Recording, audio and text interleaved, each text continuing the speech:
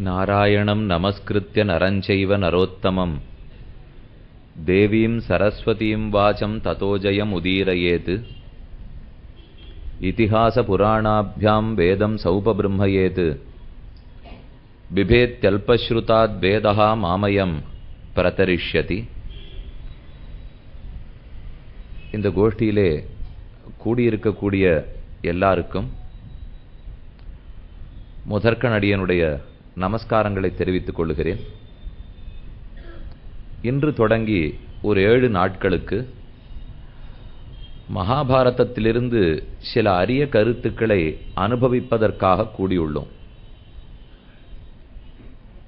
அதை துவக்கி வைத்து பேசியவர்கள் இன்றைய காலகட்டத்தில் நாம் எதிர்நோக்கியிருக்கும் பலவிதமான ஆபத்துகளையாகட்டும், ஆன்மீக மற்றும் அறிவியல் வளர்ச்சிகளை பற்றியாகட்டும், அதற்கெல்லாம் பதில் நம்முடைய பாரத தேசத்தின் சனாதனமான வித்தையிலே உண்டு என்பதை பற்றியதாகட்டும் விரிவாக எடுத்துரைத்தார்கள். அதையே தொடர்ந்து நாம் மேற்கொண்டு சில கருத்துக்களை இன்றைய உபன்யாசத்துக்கு விஷயமாக பார்க்கலாம். மகாபாரதம்ங்கிறது எல்லார் உள்ளத்திலேயும் எப்போதுமே நீங்காமல் இருப்பது. நம் தேசத்தில் 2 இதிகாசங்கள் உண்டு. ஒன்று ஸ்ரீ ராமாயணம், மற்றொன்று மகாபாரதம். ராமனுடைய கதையை எடுத்துச் சொன்னது ராமாயணம் என்னும், பரத குலத்திலே தோன்றினவர்களான கௌரவர்கள், திருதராஷ்டிரனின் புத்திரர்கள், பாண்டுவின் புத்திரர்கள், இவர்களுக்கு எப்போதும் தோழனாக இருந்து நல்வழிப்படுத்திய கண்ணன் எம்பெருமான், இவர்களுடைய சரித்திரங்களை எல்லாம் சொன்னது மகாபாரதம். எந்த ஒரு நூலை நாம் ஆராயத் தொடங்கும் போதும் அந்த நூலினுடைய ஏற்றம் என்னான்னு தெரிஞ்சுக்கணும்.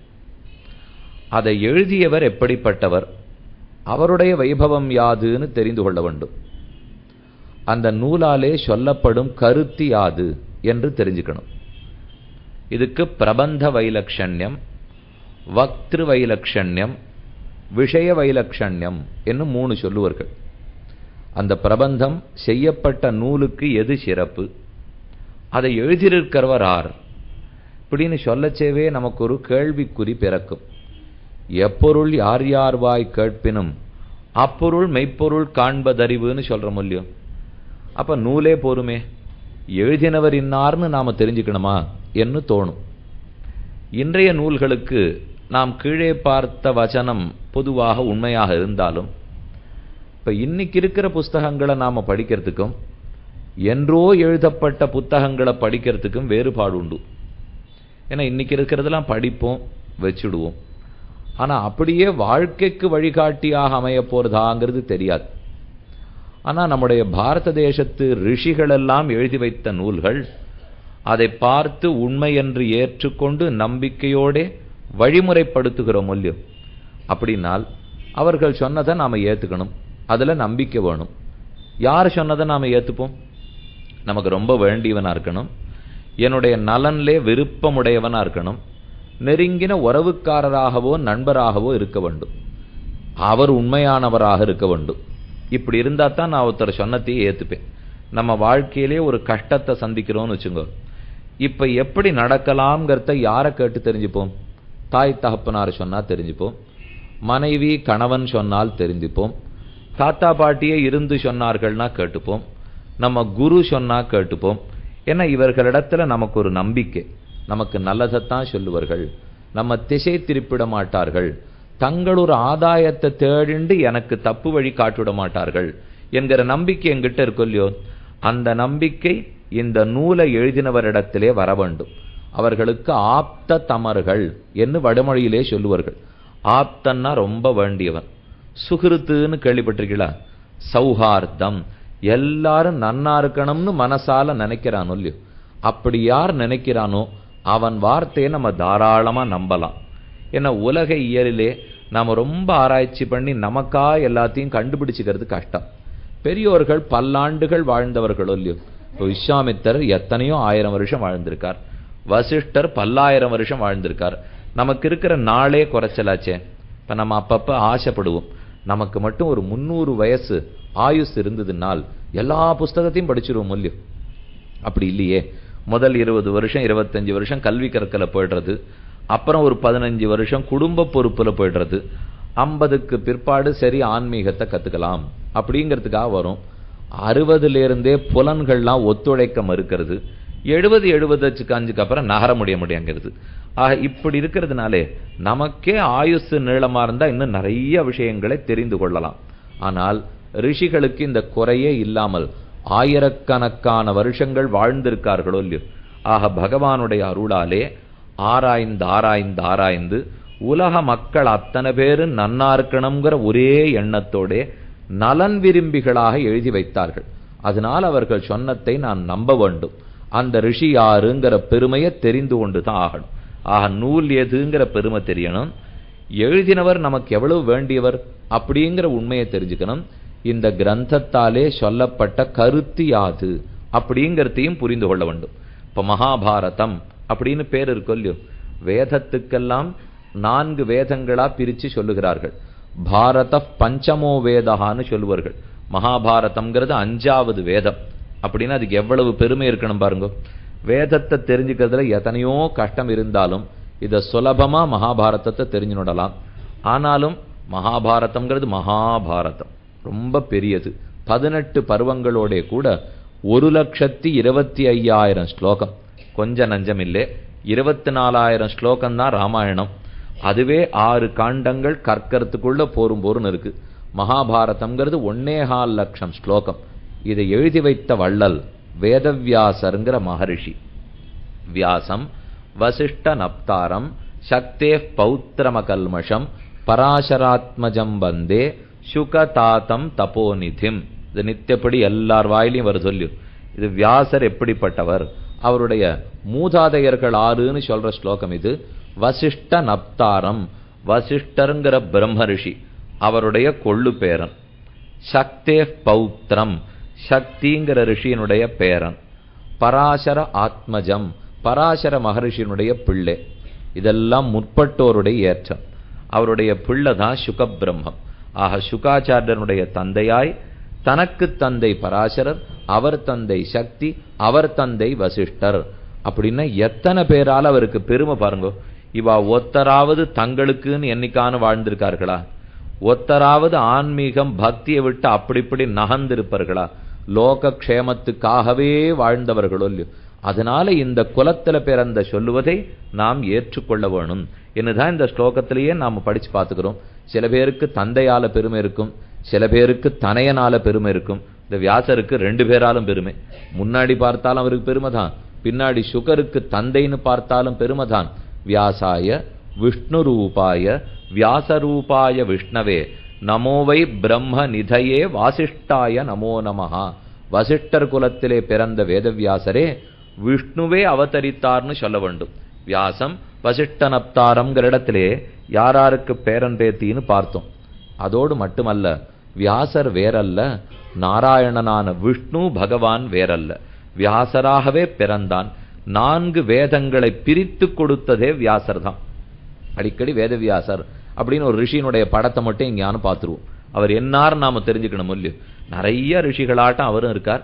சடமுடி இருக்கார், மாந்தோல் மரவுரி தரிச்சுருக்கார், கையில 2 பலகையை வச்சுருக்கார், கையில நூல் ஏடுகள் வச்சுருக்கார், உபதேசிப்பர்.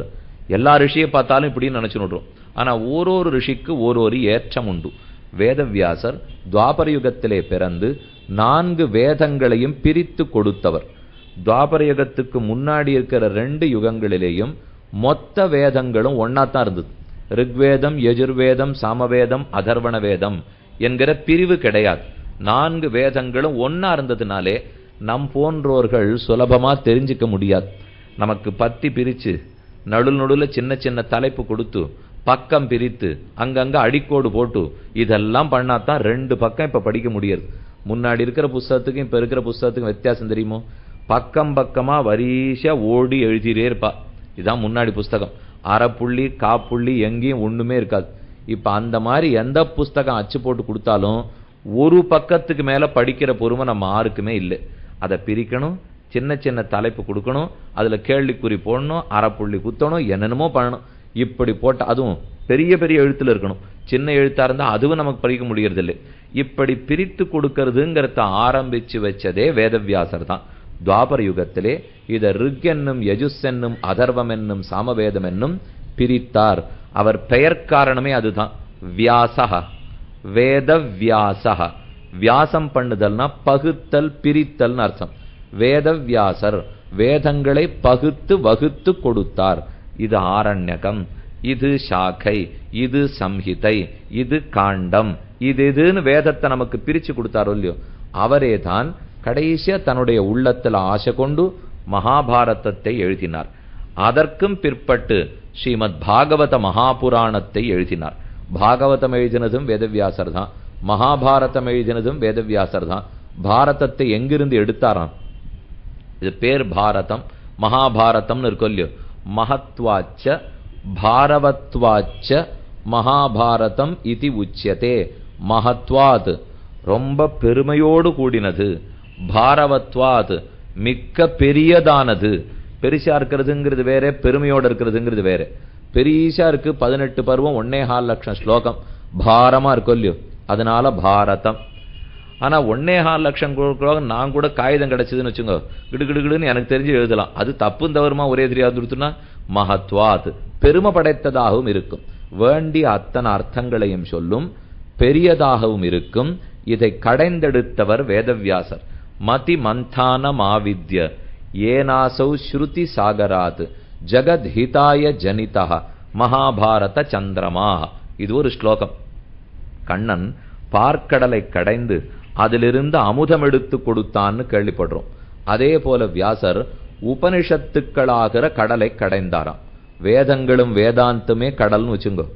அதிலிருந்து அரிய கருத்துக்களை கடைந்து எடுக்கணும் இல்லையோ. அதுக்கு வேதவியாசர் எதை மத்தா பயன்படுத்தினார்? பகவான் கடையச்சே மந்தரமலையை மத்தாக வைத்தான். வேதவியாசர் கடையச்சே தன்னுடைய மதி நுட்பமான அறிவு இருக்கும் இல்லையோ, அதையே மத்தா வச்சுட்டார். மதி மந்தானம் ஆவித்ய ஏனாசௌ ஸ்ருதி சாகராத். உபனிஷத்துக்கள் என்னும் கடலிலிருந்து மகாபாரதம் என்னும் அமுதத்தை நமக்குன்னு கடைந்து கொடுத்தார். அந்த அமுதத்தை வேண்டியவர்கள்லாம் குடிக்கலாம். கண்ணன் கடைந்து கொடுத்த அமுதத்தை குடித்தோம்னா இந்த லோகத்திலேயே மரணமடையாமல் இருக்கலாம். தேவர்களுக்கு அதுதான் தேவை. ஆனா மகாபாரதம்ங்கிற அமுதம் அமரத்துவத்தை கொடுக்காது, மரணமே இல்லாம அது பண்ணிவிடாது. ஆனால் இப்ப நமக்கு இந்த வாழ்க்கை முடிஞ்சதுன்னு வச்சுங்கோ, அடுத்த பிறவி இல்லாத அளவுக்கு பண்ணி கொடுத்துரும். இந்த வாழ்க்கையும் சுகமே வாழலாம், அவ்வுலகத்துக்கு நல்ல இடத்தை தேடி கொடுக்கலாம் என்று இவ்வுலக அவ்வுலக கீர்த்திக்கு மகாபாரதத்தில் எத்தனையோ செய்திகள் உண்டு. அதை கொடுத்த வேதவியாசருக்கு முதற்கண் நம்முடைய வணக்கத்தை தெரிவித்து விட்டு மேற்கொண்டு தொடங்குவோம். இன்றிலிருந்து 7 நாட்கள் நிர்விঘ்னமாக நிறைவேற்றி கொடுக்க வேணுங்கிறதை இங்க பக்கத்தில் எழுந்தருளி இருக்கிற கண்ணனுடைய திருவடிகளிலே பிரார்த்தித்து கொண்டு மேலே தொடங்கலாம். மகாபாரதம்னு சொல்லும் போதே யதி ஹாஸ்தி தத் அந்யத்ர என் நேஹாஸ்தி நதத் குவச்சித்து. இதுல ஒரு விஷயம் இருக்குன்னு வச்சுங்கோ, அதை எங்கேயுமே தேடிட்டு போக வேண்டாமா. மகாபாரத புஸ்தகத்துல ஒன்று இல்லேன்னு வச்சுங்கோ, மற்ற எங்க தேடினாலும் கிடைக்காதான் இப்படின்னு சொல்லுவார்கள். எதி ஆஸ்தி தது அந்நத்திர என் நேஹாஸ்தி நதத் குவச்சித்து. அவ்வளவு பெரிய சாஸ்திரம்.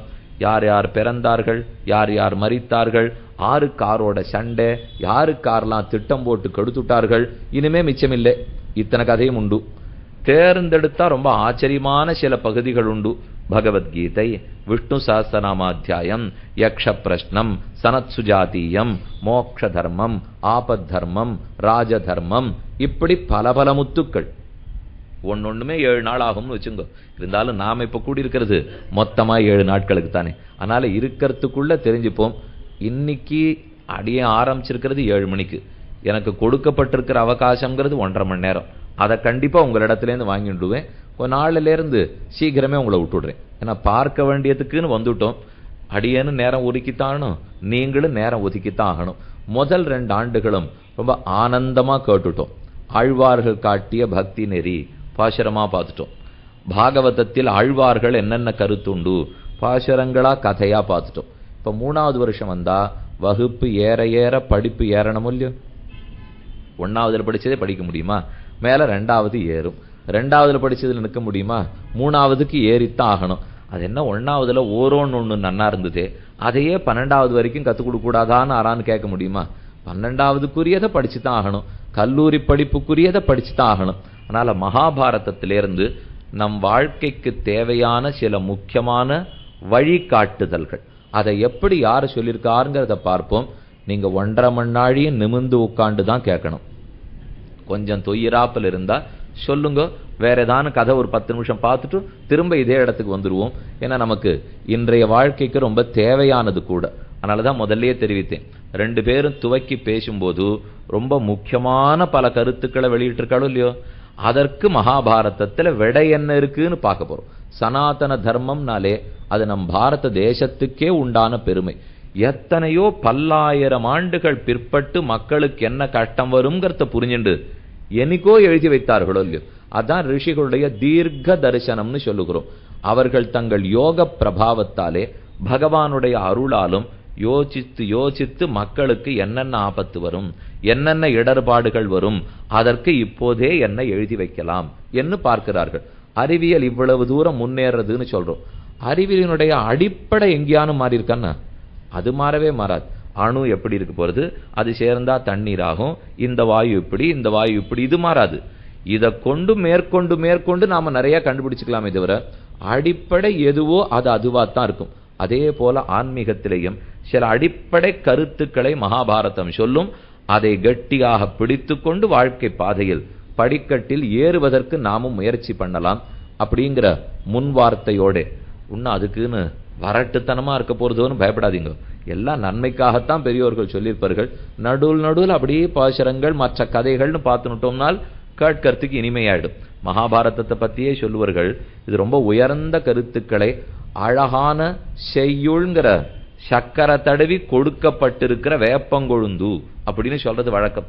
ஏன்னா வேப்பங்கொழுந்து அரைச்சு நேர சாப்பிடுன்னா நாம சாப்பிடுவோமா? அதில் சர்க்கரையில தடவி 10 ரூபாய் ஒரு மாத்திரை. அதே வேப்பங்கொழுந்து தான் கொடுக்குறான். ஆனா அது சக்கரை தடவினே 10 ரூபான்னா குழந்தைக்கு உடம்பு சரியா போன அப்புறமா அந்த மாத்திரையை கொண்டாங்கிறது. என்னன்னு கேட்டா பழரசம் தடவி இருக்கான், அதனால அது ரொம்ப நன்னா இருக்கு, இது தொண்டை வலி சரியா போச்சு, ஜலதோஷம் சரியா போச்சு. சரியா போச்சுன்னா மருந்து நிறுத்தலையேன்னா மருந்த காட்டிலும் அது தடவி இருக்கிற சக்கரை நன்னா இருக்கும் இல்லையோ. மகாபாரதம் அதே போலத்தான். அதனுடைய செய்யுள் இசையை பார்த்தாலும், அவர் எழுதியிருக்கிற அழகை பார்த்தாலும், புனைந்திருக்கிற கதைகளை பார்த்தாலும் எப்பவும் கேட்டுண்டே இருக்கலாம்னு தோணும். இந்த மகாபாரதத்தை யார் உலகத்தில் பரப்பினார்கள்? ஜனமேஜயன்னு மகாராஜா, வைசம்பாயனர்னு ஆச்சாரியன். அந்த கதையை மட்டும் 5 நிமிஷம் சொல்லிட்டு மேல நம்ம விஷயத்துக்கு போகலாம். ஜனமேஜயன் பாண்டவர்களுடைய வழித்தோன்றல். அவன் ராஜாவா இருக்கான். வைசம்பாயனர் மிகச்சிறந்த ரிஷி. அவரிடத்துல மகாபாரதம்ங்கிற சொத்து இருக்கு. இந்த ஜனமேஜயனுக்கு மகாபாரதத்தை சொல்லி அதுல இருக்கிற நீதி கருத்துக்களை புரிய வைக்கணும்னு ரிஷி காசை. அவருக்கு காட்டுல இருக்கார், முக்கிய வேலையெல்லாம் ஒண்ணும் இல்லையே, தியானத்துல மட்டும் இருப்பார். ஆனா ராஜா அப்படியா? ராஜ்யமான காரியங்கள் நிறைய இருக்கு இல்லையோ. இவர் ஒரு தரமும் வந்து கேட்கிறார், நான் உனக்கு இந்த மகாபாரதம் சொல்றேனே, கேட்டுக்கேன்னா ஆறானு அப்படி வந்துருவாளா? இப்படிலாம் நீங்க இத்தனை பேர் வந்திருக்கீள். அன்னைக்கு அந்த ராஜா வரமாட்டேன்னு விட்டான். நீர் பாட்டுக்கு எதையான்னு சொன்னா நான் கேட்கறதுக்கு வருவேனா? முடியாதுன்னு மறுத்தான். அப்ப கேட்கிறார் ஜனமேஜயன் வைசம்பாயனர், நான் ஒன்னும் ரொம்ப சொல்லலே, ஒரே ஒரு பருவம் மட்டும் சொல்லிட்டு போறேன். மொத்தம் 18 பருவம் இருக்கு இல்லையோ, ஒரு பருவம் சொல்றேனே, முடியாதுன்னுட்டான். ஒரே ஒரு அத்தியாயம் முடியாதுன்னுட்டான். ஒரே ஸ்லோகம், கடைசி பட்சம் ஒரு ஸ்லோகம் சொல்லிட்டு போறேன், அதுக்கான அனுமதி கொடுன்னா. இவ்வளவு பெரியவர் வந்திருக்காரே, நமக்கு இங்கான அபச்சாரமா படப்படுறது, சொல்லிட்டு போம் அப்படின்னு ராஜா ஒத்துண்டான். பதில் சொல்றார், ஒரே ஸ்லோகத்துக்கு தான் இப்ப அவகாசம். எப்பவும் 1.5 மணி நாழி பேசினா கிடுகிடுன்னு பேசிவிடலாம். உமக்கு 2 நிமிஷம் அவகாசம் தரேன், சொல்ல வந்ததை அதற்குள்ள சொல்லும் விட்டால் தவிச்சு போடுவோம். என்ன எதை வார்த்தையை தேடுறதுக்குள்ளே 1 நிமிஷம் போயிடும். மிச்சம் இருக்கிற 1 நிமிஷத்துக்குள்ளே சொன்னமா இல்லையாங்கிற சந்தேகம் வரும். நீங்க பேச ஆரம்பிக்கிறச்சே 1 மணி நாழின்னு சொல்லி பாருங்க, நீட்டி முழைக்கி 10 நிமிஷம் முன்னுரை வைத்து 10 நிமிஷம் பின்னுரை வைத்து பேசலாம். 2 நிமிஷம் தான் அவகாசம், அதற்குள்ள சொல்லுங்கிற மூல்யம். வைசம்பாயனர் எவ்வளவு அழகா சொல்ற பாருங்க, வனபங்கத்திலும் கோகிரகணத்திலும் வைபவத்தை பார்த்தும் சுயோதனனும் தசானனும் சண்டைக்கு சென்றார்களே அறிவிலிகள். ஜனமேஜயன் கதை முடிஞ்சு போச்சு, நான் போயிட்டு வரேன் அப்படின்னு ஒரே வார்த்தை சொல்லிட்டு நிறுத்திவிட்டார். ஜனமேஜயனுக்கு தலையும் புரியலே காலும் புரியலே. என்னது வனபங்கம் நீர், கோகிரகணம் நீர், சுயோதனன் நீர், தசானனன் நீர், இதெல்லாம் 6. என்னது வனபங்கம், என்னது கோகிரகணம்னா? அப்ப இப்ப எத்தனை ஸ்லோகம் நான் சொல்லலான்னார். நீ சொன்னது ஒரு ஸ்லோகம் நான் சொல்லியாச்சு. இப்ப எத்தனைன்னா இதுவரைக்கும் மட்டும் விளக்கிட்டு போம். அதுக்கு பதில் சொன்னார், வனபங்கம்ங்கிறது அசோகவனத்தை ஹனுமான் துவம்சம் பண்ணி லங்கையை எரித்தது வனபங்கம். கோக்கிரகணம்ங்கிறது விராட்ட பருவத்திலே அங்கே கர்ணன் துரியோதனன் போன்றோர் எல்லா மாடு கன்றுகளையும் ஓட்டி கொண்டு போக அர்ஜுனன் அத்தனையும் தடுத்து பிடித்து ஜெயித்தான் இல்லையோ, அது கோக்கிரகணம். அப்ப அர்ஜுனனுடைய பெருமையை சுயோதனன்கிற துரியோதனன் கோக்கிரகணத்தில் விராட்ட பருவத்தில் கண்டான். அவனுடைய திரளை கண்டிருந்தும் மறுபடியும் சண்டைக்கு வந்தான் பார், அறிவிலி. அடுத்தது ஹனுமான்கிற ராமதூதனுடைய திறமையை தசானன்கிற ராவணன் வனபங்கத்திலே கண்டான். தூதனே இந்த பாடுபடுத்தினா ராமன் என்ன பாடுபடுத்துவன்னு தெரிஞ்சுட்டு இருக்க வேண்டாமோ? அப்படி தெரியாமல் சண்டைக்கு வந்தானே, அறிவிலி. இதை ரெண்டத்தான் நான் சொல்ல வந்தேன். ஜனமேஜியா நான் போயிட்டு வரட்டுமான்னார். அவன் மறுபடியும் கேட்டா, சுயோதனன்கிற துரியோதனனுக்கும் அர்ஜுனனுக்கும் என்ன சண்டை? தசானனன்கிற ராவணனுக்கும் ராமனுக்கும் என்ன சண்டை? அடுத்தது கேட்டான். அதுக்கு தான் அடியப்பிடிடா பாரத பட்டான்னு சொல்லுவார்கள். நீ கேட்டியோ இல்லையோ? இதுக்கு தான் நான் முதல்லயே 18 பருவாவும் சொல்றேன்னு சொன்னேன். நீ சட்டுன்னு குறுக்கு கேட்டா எனக்கு சொல்றதுக்கு வருமா? இப்ப நீயே கேட்டுட்டே. என்ன முதல் பருவம் ஆதி பருவத்திலிருந்து தொடங்கி கடைசியாக ஸ்வர்காரோகண பர்யந்தம் சொல்லி முடித்தார். எல்லாவற்றையும் ஜனமேஜயன் கேட்டுனுட்டான். வைசம்பாயனருக்கும் திருப்தியா போச்சு. கடைசியா ஒரு கேள்வி ஜனமேஜனை பார்த்து கேட்கிறார். தர்மேச்ச அர்த்தேச்ச காமேச்ச மோக்ஷேச்ச பரதர்ஷப யதி ஹாஸ்தி ததன்யத்ர யன்னே ஹாஸ்தி ந தத்க்வசித். தர்மம், அர்த்தம், காமம், மோக்ஷம், அறம், பொருள், இன்பம், வீடு ஆகிய 4 பயன்களை பத்தி நான் இப்ப மகாபாரதத்துல சொல்லிட்டேன். மிச்சம் இல்லாம சொல்லிட்டேன். எனக்கு திருப்தி ஏற்படுற வரைக்கும் சொல்லி முடித்தேன். இந்த 4க்குள்ள எது சிறந்த பயன்னு உன் அபிப்பிராயம்? நீ என்ன நினைக்கிறாய்னு வைசம்பாயனர் ஜனமேஜயரை கேட்டார். 1/2 நிமிஷம் நாழி கடத்தினான் ஜனமேஜயன். யோசித்து பளிச்சுன்னு பதில் சொன்னான். இந்த 4 எனக்கு புருஷார்த்தமா படலேன்னுட்டான். பின்ன நீ எதை எதிர்பார்க்கிறாய்? இதுவரைக்கும் 4க்கு மேல 5வது யாரும் கண்டுபிடிச்சது இல்லையே என்று குரு கேட்டார். இப்படியே நீர் சொல்லிண்டே இருக்கணும், நான் கேட்டுண்டே இருக்கணும். இதை விட வேற பயன் இருக்கிறதா தெரியல. தர்மமாவது, அர்த்தமாவது, காமமாவது, மோட்சமாவது, இந்த 4ஐயும் நான் தெரிஞ்சின்றதே வாக்குனாலே. உம்முடைய அமிர்தமயமான வாக்குல தானே இத்தனை அர்த்தங்களும் தெரிஞ்சின்றேன். அப்ப பெரியோர் சொல்லிக் கொண்டு இருக்க வேண்டும், நாம் கேட்டுக்கொண்டே இருக்க வேண்டும். சிரவணத்துக்கு மேற்பட ஆத்மாவுக்கு எது நன்மை பயக்கும்னு யோசித்து பார்க்கணும். செல்வத்துள் செல்வம் செவிச்செல்வம், அச்செல்வம் செல்வத்துள் எல்லாம் தலையொல்லியும். மற்ற செல்வங்கள் இன்று இருக்கலாம், நாளை மறையலாம். ஆனா செவிச்செல்வம்ங்கிறது எப்போதும் கேட்டு இருக்கலாம். அதைத்தான் ஜனமேஜயன் வைசம்பாயரிடத்துல சொன்னான். யாரு சொன்னான் பாருங்க? ஒரு ஸ்லோகம் கேட்க மாட்டேன்னு பிடிவாதம் பிடிச்சவன் 1,25,000 ஸ்லோகத்தை கேட்டுட்டு போராது, உம்முடைய வாக்கியத்திலே இன்னும் அமுதத்தை நான் கேட்டுட்டே இருக்கணும்னு சொல்லியிருக்கணும்னா ஆச்சாரியன் எப்படி சொல்லி இருப்பர்? சிஷ்யன் எத்தனை ஆசையோட கேட்டு இருப்பன். 2 நல்லோர்கள் பேசிக்கிறதை நாம் கேட்டால் நமக்கு நன்மை கிட்டும். அதனால மகாபாரதம்ங்கிறது வேதவியாசராலே சொல்லப்பட்டது. பல ரிஷிகளை பத்தியும் பல ராஜாக்களை பத்தியும் எழுதப்பட்டது. இருவர் பேசி அதை பிரவர்த்தனம் பண்றார்கள்.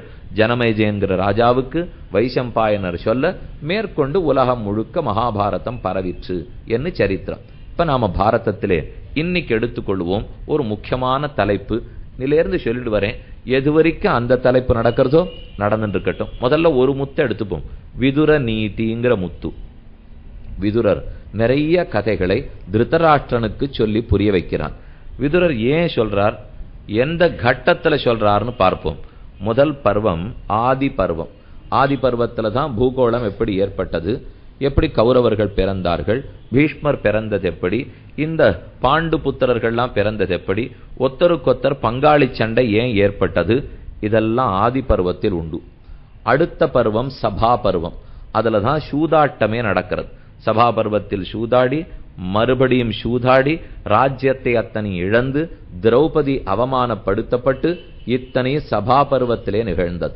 3வது பருவம் வன பருவம். இத்தனை ஆண்டுகள் காட்டுக்கு போக வேண்டும், ஓராண்டு அஜ்ஞாதவாசம் இருக்க வேண்டும் என்று பாண்டவர்களுக்கு கட்டளை. அதனால காடு முழுக்க திரிந்தது வன பருவம் 3வது பருவம். அஜ்ஞாதவாசமாக விராட்ட நகரத்திலே வசித்தது 4வது பருவம் விராட்ட பருவம். விராட்ட பருவத்தினுடைய கடைசியில தான் இந்த கோக்கிரகணம் நடந்தது. மாடு கன்றுகளை ஓட்டி கொண்டு போய் கிட்டத்தட்ட ஆண்டுகள் முடிய போறது. ஒரு வருஷம் முடிஞ்சுதா இல்லையாங்கிற சந்தேக நிலைமை. துரியோதனனை பொறுத்தவரை ஒரு வருஷம் முடியலே, அதுக்கு முன்னாடி நான் உங்களை கண்டுபிடிச்சுட்டேன்னு சொல்றான். ஆனா தர்மபுத்திரரோ பீஷ்மரோ துரோணரோ கிருபரோ ஆறா இருந்தாலும், இல்ல துரியோதனா, தப்பு பண்ணுகிறாய், நீ சரியாக பார்க்கவில்லை, ஓராண்டு முடிந்தபடியால தான் அர்ஜுனாதிகள் வெளியே வந்தார்கள். இது அவர்களுடைய கூற்று. ஒத்தருக்கொத்தர் இது ஒரு தொடர்பான சண்டையா மூண்டு போச்சு. கடைசியாக திருதராஷ்டிரன் பார்த்தான், நாம் இங்கிருந்து அங்கொத்தரை அனுப்புவோம், தூது நடக்கட்டும். அதற்கு முன்பே தர்மபுத்திரன் பார்த்து உலூக முனிவர் அவரை தூதாக கௌரவர்களுடைய சபைக்கு அனுப்பி வைக்கிறார். திருதராஷ்டிரனுடைய இடத்துக்கு உலூகன் வருகிறார். வந்து பாண்டவர்களுக்கு ராஜ்யத்தை ஏற்கனவே ஒத்துக்கொண்டபடி பிரிச்சு கொடுத்துரு அப்படின்னு கேட்கிறார். அதெல்லாம் இவர்களுடைய காதல ஏறதா தெரியல. ஆனா பதிலுக்கு திருதராஷ்டிரன் என்ன தெரியுமோ செய்தான், சஞ்சயனை பாண்டவர்களிடத்துல அனுப்பிச்சு வச்சான். சஞ்சய யான பர்வா, ஓரொரு பருவத்திலையும் உப பருவங்கள் நிறைய வரும். இந்த 18 பருவம்ங்கிறது முக்கியமான பருவம். ஆதி பருவமாச்சு, சபா பருவமாச்சு, வன பருவமாச்சு, விராட்ட பருவமாச்சு. 5வது பருவத்துல தான் நாம இருக்கோம். இதற்கு உத்தியோக பருவம்னு பேர். உத்தியோக பருவம்னா உத்தியோகம், செயல்பாடுகள். இனிமேதான் சண்டைக்கு வேண்டிய உத்தியோகங்கள் அத்தனையும் தொடங்குறது. அதுல பல முக்கியமான நிகழ்ச்சிகள் உண்டு. கண்ணன் தூது நடந்ததே இந்த உத்தியோக பருவத்துல தான் இருக்கு. இங்கிருந்து அங்கு போய் பாண்டவர்களுக்காக எத்தனை பேசினான். சர்வேஸ்வரன் போய் நம்ம போன்ற ஒருத்தருக்காக தூது நடந்து பேசினதுங்கிறது ரொம்ப ஆச்சரியமான கட்டம். பாண்டவதூதன்னே பெருமாள் இன்னைக்கு இருக்கார். காஞ்சிபுரத்துக்கு பக்கத்திலே திருப்பாடகம் பாண்டவதூதர் சன்னதி சேவிச்சிருப்பீள் நினைக்கிறேன். சேவிச்சிருந்தா இத்தனை நாளைக்கு சட்டுன்னு உங்களுக்கு ஞாபகம் வந்திருக்கும். அமர்ந்த திருக்கோலத்துல 25 அடி ஒசரம். அவர் நின்ன திருக்கோலம் இல்லை, மற்ற திருக்கோலம் இல்லை, அமர்ந்திருக்கிற திருக்கோலத்தில் நாம் இங்கேருந்து பார்த்தா கழுத்து வலிக்கும். அவள் ஒசரத்துக்கு 25 அடி. 25 அடி இருக்கிறது கூட ஆச்சரியம் இல்லை. 25 அடி விக்கிரகத்திலையும் என்ன நுட்பமான வேலைப்பாடுகள் தெரியுமோ. பாண்டவதூதர் திருப்பரியட்டம் வஸ்திரம் சாத்தின்னு போயிருப்பாரோ இல்லையோ, கண்ணனுக்கே பீதாம்பரஹா என்ன பீதாம்பரத்தை உடையவன்னு திருநாமம். அந்த பீதமான அம்பரம், அதாவது மஞ்சள் ஆடை, பட்டாடை, அதுல சகப்பு சரிகை, அரக்கு கரையிலே கரை போட்டு அதுல பொன்னிற சரிகை வேந்து ரொம்ப ஆச்சரியமா இருப்பேன் கண்ணன். கருத்த திருமேனியிலே மஞ்சள் ஆடை, அரக்கு பட்டை போட்டு அதுல பொன்னிறத்துல சரிகை வைந்து, இதிலே கழுத்திலே வனமாலையை தரித்து கொண்டு மயில்பீலி தலையிலே வைத்து பிப்ரத் வேணும் ஜடர்படையோகோ சிருங்கவேத்ரேச கக்ஷே என்று புல்லாங்குளத்தன் இடையிலே சுருக்கி கொண்டு கையிலே கங்கணத்தையும் இப்படி பல ஆச்சரியமான ஆபரணங்களை தரிச்சுன்னு கண்ணன் வந்தாலே இந்த சொத்து ஒன்னுதுன்னு கொடுத்துட்டு வாழலாம் போயிருக்கணும்.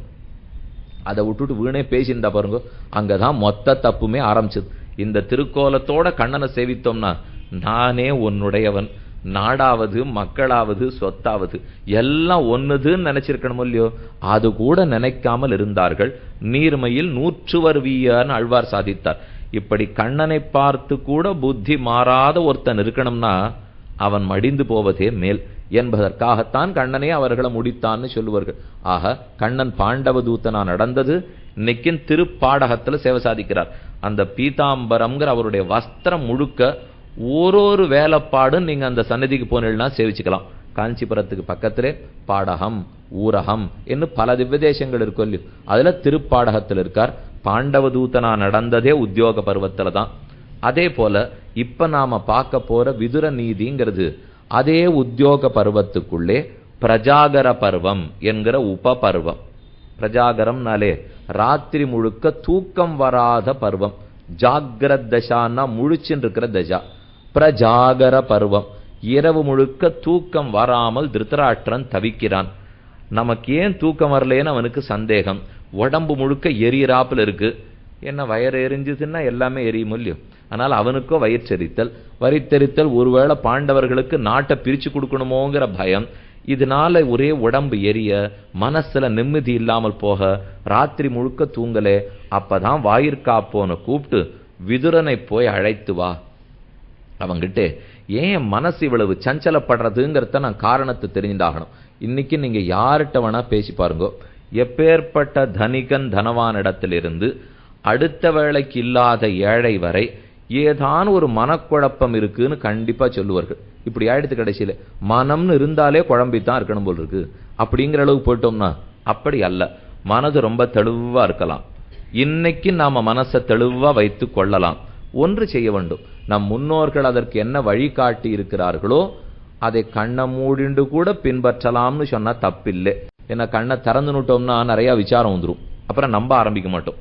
கண்ணை மூடினுட்டோம்னா சரி இந்த வழியில பின்பற்றி பார்ப்போம், ஏதோ ஒண்ணு பெரியோர்கள் சொல்லியிருக்கிறார்களோ இல்லையோ அதைத்தான் இப்ப திருத்தராஷ்டிரனுக்கு தெரிஞ்சுக்கணும்னு ஆசை. விதுரனை அழைத்தனுப்பினான், விதுரனும் வருகிறான். இந்த பிரஜாகர பருவத்துக்கு முன்னாடி நடந்த கதையும் சொல்லிடுறேன். சஞ்சயன் திருத்தராஷ்டிரால அனுப்பப்பட்டு பாண்டவர்களுடைய சபைக்கு போனான். அங்கு போய் என்னங்கிறத விசாரித்தான். அப்ப எல்லாரும் ரொம்ப தெளிவா இருந்திருக்கார்கள். சஞ்சயன் போறச்சேவே கண்ணன் அதுக்குன்னு ஒரு யுக்தி பண்ணார். நேர்மையா போராடுறதுக்குன்னு அர்ஜுனன் தர்மபுத்திரன் இருந்தா, குழப்பறதுக்குன்னு இவரொருத்தர் இருந்தார் இல்லையோ, எப்படி எதெல்லாம் குழப்பி பாண்டவர்களை ஜெயிக்க வச்சுடலாம், அதுக்குன்னே ஆசிரித வத்சலன் அடியார்களிடத்துல எப்பவும் அன்பு படைத்த எம்பெருமான், ஆசிரித பரதந்திரனான எம்பெருமான் படுத்துட்டு இருக்கார். கண்ணன் சத்யபாமா, அர்ஜுனன் திரௌபதி. எத்திர கிருஷ்ணௌச்ச கிருஷ்ணாச்ச சத்யபாமாச்ச பாமினி என்ன ஸ்லோகம். கிருஷ்ணௌச்ச ரெண்டு கிருஷ்ணர்கள், கிருஷ்ணௌச்ச கிருஷ்ணாச்ச, கிருஷ்ணான்னு திரௌபதிக்கு பேர். கண்ணனும் அர்ஜுனனும் திரௌபதியும் சத்யபாமையும் 4 பேரும் ஒரு படுக்கையில படுத்துட்டு இருக்காளாம். 2 தம்பதிகள் ஒரு படுக்கையில படுத்து யாரும் பார்த்திருக்க மாட்டா, அவ்வளவு நெருக்கம். அப்ப வாயிற்கா போன இடத்துல கண்ணன் சொல்லி வைக்கிறார், இந்த காட்சியை கண்டா எல்லாருக்கும் பொறாம வந்துடும், ஒத்தரையும் உள்ள விடாதே, நான் சொன்னப்புறம் உள்ள விட்டா போரும் அப்படின்னு கண்ணன் சொல்லி வச்சிருக்கார். அப்பதான் சஞ்சயன் வந்தான். வாயிற்காப்போன் உள்ள போய், கண்ணனே நீ ஆனா ஒத்தரையும் விடக்கூடாதுன்னு சொல்லியிருக்க, வாசல்ல சஞ்சயன் வந்திருக்கார், நான் விடுறதா வேண்டாமா? சஞ்சயன் ரொம்ப நல்லவன், அவன் உள்ள விட்டுடு என்று கண்ணன் சொன்னார். உள்ள வந்தான், பேச வேண்டியவர்களை பேசினான், புறப்பட்டுட்டான். அர்ஜுன சந்தேகத்தோட கண்ணனை கேட்கிறான், யாருமே வரக்கூடாதுன்னு சொன்னியே, ஏன் சஞ்சயனை மட்டும் சரின்னு அனுமதித்தாய்? அர்ஜுனன் கேட்டான். சஞ்சயனிடத்துல 2 குணம் உண்டு அர்ஜுனா. ஒன்னு, பார்த்தத 1க்கு 10 அவனுக்கு பேச தெரியும். இது சஞ்சயனிடத்துல பெரிய குணம். இங்க இதை பார்த்துட்டானோ இல்லையோ, திருத்தராஷ்டிரன்ட்ட போய் என்ன பேச போறான் பார். இத்தனை நெருக்கம் எனக்கும் உனக்கும்ங்கிறதை கை கால் மூக்கு என்ன வைக்கணுமோ அத்தனை வைத்து திருத்தராஷ்டிரனிடத்துல போய் சொல்ல போறான். இதை கண்டே திருத்தராஷ்டிரனுக்கு பயம் வந்து திருந்தி விட்டான்னா தேவலே, அதற்காகத்தான் அவனை அனுமதிச்சேன். 2வது, சஞ்சயனுக்கு பொறாமையே கிடையாது, எதை பார்த்தாலும் சரின்னு உள்ளபடி ஏற்றுக்கொள்ளக்கூடிய குணம். கண்ணன் எப்படி இருக்கான்னால் அதை கண்டு பொறாமப்பட மாட்டான். ஒரு ஆசிரித்த வத்சலனான கண்ணன் தன் பக்தனோட தன்னை சமமா வைத்து படுத்துட்டு இருக்கானே, என்ன குணம் என்ன குணம் என்ன. சஞ்சயன் அதை உண்மையை புரிஞ்சுப்பனே தவிர ஒரு நாளும் பொறாமப்பட மாட்டான். ஜிகுப்சை கிடையாது, அசூயை கிடையாது, வெறுப்பில்லை, பொறாமை இல்லை. அதனாலதான் சஞ்சயனை வர சொன்னேன் என்று கண்ணன் சொன்னார். சஞ்சயனை இங்க வந்து எல்லாத்தையும் தெரிஞ்சுட்டான். தர்மபுத்திரன் யுத்தத்தில் தெளிவாக தன்னுடைய நிலை எடுத்து சொல்லிட்டான். அவர்கள் சொன்னபடி வாசம் முடிந்தது, அஜ்ஞாத வாசம் முடிஞ்சு போச்சு. இனி அவர்கள் கொடுக்கணும், நாம் யாரும் துன்புறுத்த தயாராக இல்லை, நம் ராஜ்யத்தை பிரித்து கொடுத்தால் போரும், இல்லையேல் யுத்தம் தான் என்பது அவர்கள் செய்தியை தெளிவா சொல்லிட்டா. அர்ஜுனன் யுத்தத்தின் வரைக்கும் வந்துட்டு அது வரைக்கும் ரொம்ப உற்சாகமா இருந்தான். ஆனா முன்னாடி இருக்கிற மொத்த பேரையும் பார்த்த உடனே நடுங்கினான். நடுங்கினான்னா பயத்தாலே அல்ல, பிரியத்தாலே, அவர்கள் பேர்ல இருக்கிற அன்புனால நடுங்கி போனான். அர்ஜுனனுக்கு அர்ஜுனன்னு பேர் இருக்கே தவிர யுதிஷ்டிரன்கிற பேர் இல்லை. யுதிஷ்டிரனால் யுத்தத்திலே ஸ்திரமாக இருப்பவன் அர்த்தம். நமக்கு தோணும் அர்ஜுனனுக்குன்னா இந்த பேர் வச்சிருக்கணும், யுதிஷ்டிரன்னா அநேகமா சண்டையே போட வரமாட்டாரே, அவர் நல்லவராச்சே, அவர் போய் வல்லவரா, ஏன் அவருக்கு யுதிஷ்டிரன்னு பேர் வச்சிருக்குன்னால் இதை வேதாந்த தேசிகன்கிற ஆச்சாரியன் காட்டி கொடுக்கிறார். அர்ஜுனன் சண்டைக்களத்தளவுக்கு வந்துட்டு நடுங்கி சண்டை போட மாட்டேன்னு சொன்னான். ஆனா இத்தனை நாள் அதுக்கு யோசித்தானே தவிர சண்டைக்களத்துக்கு வந்தப்புறம் யுதிஷ்டிரன் மாறவே இல்லையோ இல்லையோ. முதல் நிமிஷத்திலிருந்து எப்ப சண்டைன்னு முடிவெடுத்துன்னு வந்துட்டோமோ அப்ப இனி யுத்தம் தான். யுத்தத்திலே ஸ்திர புத்தி இருந்தது யுதிஷ்டிரனுக்கு தான். யுத்தத்தில் அர்ஜுனனுக்கு ஸ்திர புத்தி கிடையாது. நல்ல வேளை அவனுக்கு ஸ்திர புத்தி இல்லாத இருக்கவே தான் நமக்கு கீதை கிடைச்சதுன்னு வச்சுங்க. அவனும் யுதிஷ்டிரனாட்டம் சரி முதல்ல அம்ப எடுன்னு இருந்தான்னா இன்னைக்கு நமக்கு இவ்வளவு பெரிய சாஸ்திரம் கீதை கிடைச்சிருக்காது. நல்ல வேளை அவனுடைய மனத்தையும் கொஞ்சம் பேதப்படுத்தி சஞ்சலப்படுத்தி அவனை அழ வைத்து பயப்பட வைத்து கீதையை கொடுத்து, எல்லாம் இவருடைய நாடகம்தான். உலகத்துக்கு கீதை கொடுக்கணும்னு கண்ணனுக்கு ஆசை, அதுக்கு ஒரு பொம்மை வேணும் இல்லையும். கிடைத்தா போலே அர்ஜுனனை பற்றி கொண்டு அவனுக்கு என்னமோ பயம் வந்துட்டா போலையும். இல்லைன்னா காண்டீபத்தை பிடித்த க்ஷத்ரிய திலகம் அர்ஜுனனுக்கு பயம், மனசு நம்பர்தா. ஆனா அப்படி ஒண்ணு ஏற்பட்டு சொல்லியோ அது கண்ணனுக்குன்னு உண்டான லீலை. ஆகையாலே சஞ்சயன் திரும்ப போனான். தர்மபுத்திரன் பத்தின செய்தி அத்தனை எடுத்து சொல்லிட்டான். கடைசியாக சஞ்சயன் தன் அபிப்பிராயத்தையும் சொல்லுகிறான். திருதராஷ்டிரா, நீ செய்வது தவறு. இது இந்த நாட்டுக்கு நன்மை தேடி கொடுக்க போவதில்லை. என்னை எத்தனை வார்த்தைகளால் அவனை வெய்ய வேண்டுமோ நிந்தித்து விட்டு வசவு பாடிவிட்டு புறப்பட்டான். வசவெல்லாம் பாடிவிட்டியே, என்ன சொன்னான்கிறதையே சொல்லலையே அப்படின்னு திருதராஷ்டிரன் சஞ்சயனை கேட்கிறான். அது அந்த பர்வத்தினுடைய கடைசியில சொல்லுகிறார். அனுஜ்ஞாதா ரதவேக அவதூதா ஸ்ராந்தோபிபத்யே சயனம் நிருசிம்ஹ பிராதஸ்ரோதாரஹ குரவஹ சபாயாம் அஜாத சத்ரோர் வச்சனம் சமேதாக. ஹே ராஜன், அங்கிருந்து இவ்வளவு தூரம் தேர்ல ஆடி அலமந்து போய் வந்திருக்கிறேன். என் உடம்பில் இப்ப இதுக்கு மேல பேசுறதுக்கு சக்தி இல்லை. அஜாத சத்ருவான தர்மபுத்திரன் என்ன பேசினான்கிறதை நாளை காலை ராஜசபையில் வெளியிடுகிறேன். இப்ப இரவு பொழுது ஆகிவிட்டது. என் உடல் ஓய்வை நாடுகிறது. என் மனதோ உற்சாகம் இழந்து போய் உன் நாடு நசிக்க போகிறதேங்கிறதிலே பயந்து போய் கிடக்கிறேன். நாளை வரை அவகாசம் கொடு. துட்டுணர்வோடு வந்து பேசுகிறேன். வேண்டியத்தை எடுத்து சொல்லுகிறேன். சத்தியம் பேசுவேன் என்ன சஞ்சயன் பேசினான். சரி, நீ இரவு போய்விட்டு மறுநாள் காலை வா என்ன சொல்ல. சஞ்சயன் மறுநாள் கார்த்தால வரணும். வரணுங்கிறதுக்குள்ளதான் இப்ப நாம பெரிய 8 அத்தியாயங்கள் பார்க்க போறோம். இதே பிரஜாகர பருவத்தில் 33வது அத்தியாயத்திலிருந்து 40வது அத்தியாயம் வரை விதுரன் திருதராஷ்டிரனுக்கு சொல்ற நீதி கதைகள் தான். சஞ்சயன் புறப்பட்டு போனான் இல்லையோ, சரி படுத்து தூங்குவோம்னு போகிறான். தூக்கம் வரல. கண் எரியறது, உடம்பு எரியறது, மனசு துடிக்கிறது, சஞ்சலமா இருக்கு, புரண்டு புரண்டு படுக்கிறான். என்ன பண்றதுன்னு திருதராஷ்டிரனுக்கு தெரியல. சரி, நாம் விதுரனை கூப்பிடுவோம். விதுரன்னாலே தர்ம தேவதையினுடைய மொத்த உருவம். அவருக்கு தர்மம் மட்டும்தான் பேச தெரியும். இந்த பிரீத்தி, அன்பு, பாசம் இதெல்லாம் நம்ம தடவி தடவி கொஞ்சம் சத்தியமா இருந்தாலும் மாத்தி பேசுவோம் இல்லையோ. இதெல்லாம் விதுரனுக்கு தெரியவே தெரியாது. அவருக்கு தெரிந்தது ஒன்னே ஒண்ணு, தர்மம் பேசுறதுக்கு தான். என்ன, தர்ம தேவதையான யமதர்மராஜனுடைய அம்சமாகத்தான் விதுரனே பிறந்தான். விதுரன் எப்படி பிறந்தாருங்கிற கதை உங்களுக்கு தெரியும். மகாபாரதத்தில் எந்த கதையை பத்தி நாம பேச போனாலும் அந்த கதை முடியறதுக்குள்ள ஆரம்பிச்ச இடம் மறந்து போயிடும். அதனாலதான் அந்த மகாபாரதம்னு சொல்லிட்டு இருக்கும். என்ன நடந்தது, யார் யாருக்கு மனைவி, எங்கு யார் பிறந்தார்கள், எப்படி பிறந்தார்கள்னு ஒண்ணுமே நமக்கு புரியாது. இருந்தாலும் ஓரளவு தெரிஞ்சுப்போம்னு வச்சுப்போம். ஏன்னா இந்த கதையில இருக்கிற பேர் அதெல்லாம் இப்ப முக்கியம் அல்ல, கருத்து தான் நமக்கு முக்கியம். இருந்தாலும் கதையோட சேர்த்து தெரிஞ்சிட்டோம்னா இது எப்படி பிறந்ததுங்கிற பின்புலம் அடிப்படையை நாம தெரிஞ்சுக்கலாங்கிறதுக்காக சொல்றேன். பீஷ்மரை பத்தி தெரியும். காங்கேயன் அவனுக்கு பேர். கங்கையனுடைய மைந்தன் பீஷ்மன். பீஷ்மனுடைய தகப்பனார் சந்தனு. சந்தனு முதல்ல கங்காதேவியைத்தான் மணந்து கொண்டார். கங்காதேவிக்கு வரிசையா பிள்ளைகள் பிறந்தார்கள். ஓரொரு பிள்ளையும் கொல்லப்பட்டான். இது அவர்களுக்கு நடந்திருக்கிற ஒரு செய்தின்னு வச்சுங்க. ஓரொரு பிள்ளையும் கொல்லப்பட 8வது பிள்ளைக்கு தேவவிரதன் என்று பேர். பீஷ்மருக்கு அப்புறம்தான் பீஷ்மருங்கிற பேர் ஏற்பட்டது. தேவவிரதன் என்னதான் அவருக்கு முதல்ல பேர். கங்காதேவி தானே மறைச்சு குழந்தை அழைச்சின்னு போயிட்டார். சந்தனுவன் இடத்துல குழந்தை இல்லை. வருத்தத்தோட கங்கை கரையில இப்படி அப்படியும் உலாவின்றிருக்கார். அப்போது கங்காதேவி வந்து அழகான பாலகன் பிள்ளையை சந்தனு கையில ஒப்படைச்சுட்டு, இனி உன் பிள்ளையை நீ வளர்த்து கொள்ளலாம் என்று கங்காதேவி சொல்லிட்டு போயிடுறாள். இது வரைக்கும் அவனுக்கு தேவவிரதன்னு பேர். சந்தனு கங்காதேவியை விட்டு பிரிந்து ஆனா பிள்ளை கிடைச்ச மகிழ்ச்சியிலே வாழ்ந்து கொண்டு வந்தான். அப்போதுதான் சத்யவதி என்பவளை சந்திக்கிறான். இந்த சத்யவதி என்பாள் மீனவ பெண் என்று நீங்க கேள்விப்பட்டிருப்பீள். இந்த சத்யவதி மீனவ பெண், அவளை கல்யாணம் பண்ணிக்கிறோம், அதன் மூலமா விசித்திர வீரியன் பிறந்தான்ங்கிற கதை அளவுக்கு தெரியும். ஆனா இந்த சத்யவதிக்கே ஏற்கனவே ஒரு கதை உண்டு. சத்யவதி வசுன்னு ஒரு ராஜா. அந்த ராஜாவினுடைய வீரியத்தை ஒரு மீன் தரித்தது. அந்த மீனுடைய கர்ப்பத்திலிருந்து பிறந்தவள் தான் இந்த சத்யவதி. ஒரு செம்படவர் எடுத்து வளர்த்தபடியாலே மீனவ பெண்ணாகவே சத்யவதி வளர்ந்தாள். சந்தனு மகாராஜன் சத்யவதனத்திலே ஆசை கொண்டான். ஆனா அந்த செம்படவர் அதுக்கு ஒரு விதித்தார். என் பெண்ணுக்கு பிறக்க போற பிள்ளைக்குத்தான் பட்டம் கட்டணும். ஆனா உமக்கே கங்கை மைந்தனான ஏற்கனவே தேவவிரதன் இருக்கிறார், அவருக்கு குழந்தை பிறந்தா மூத்த பிள்ளைக்கு பிள்ளைங்கிறதுனாலே அங்குதான் பட்டம் செல்லும்.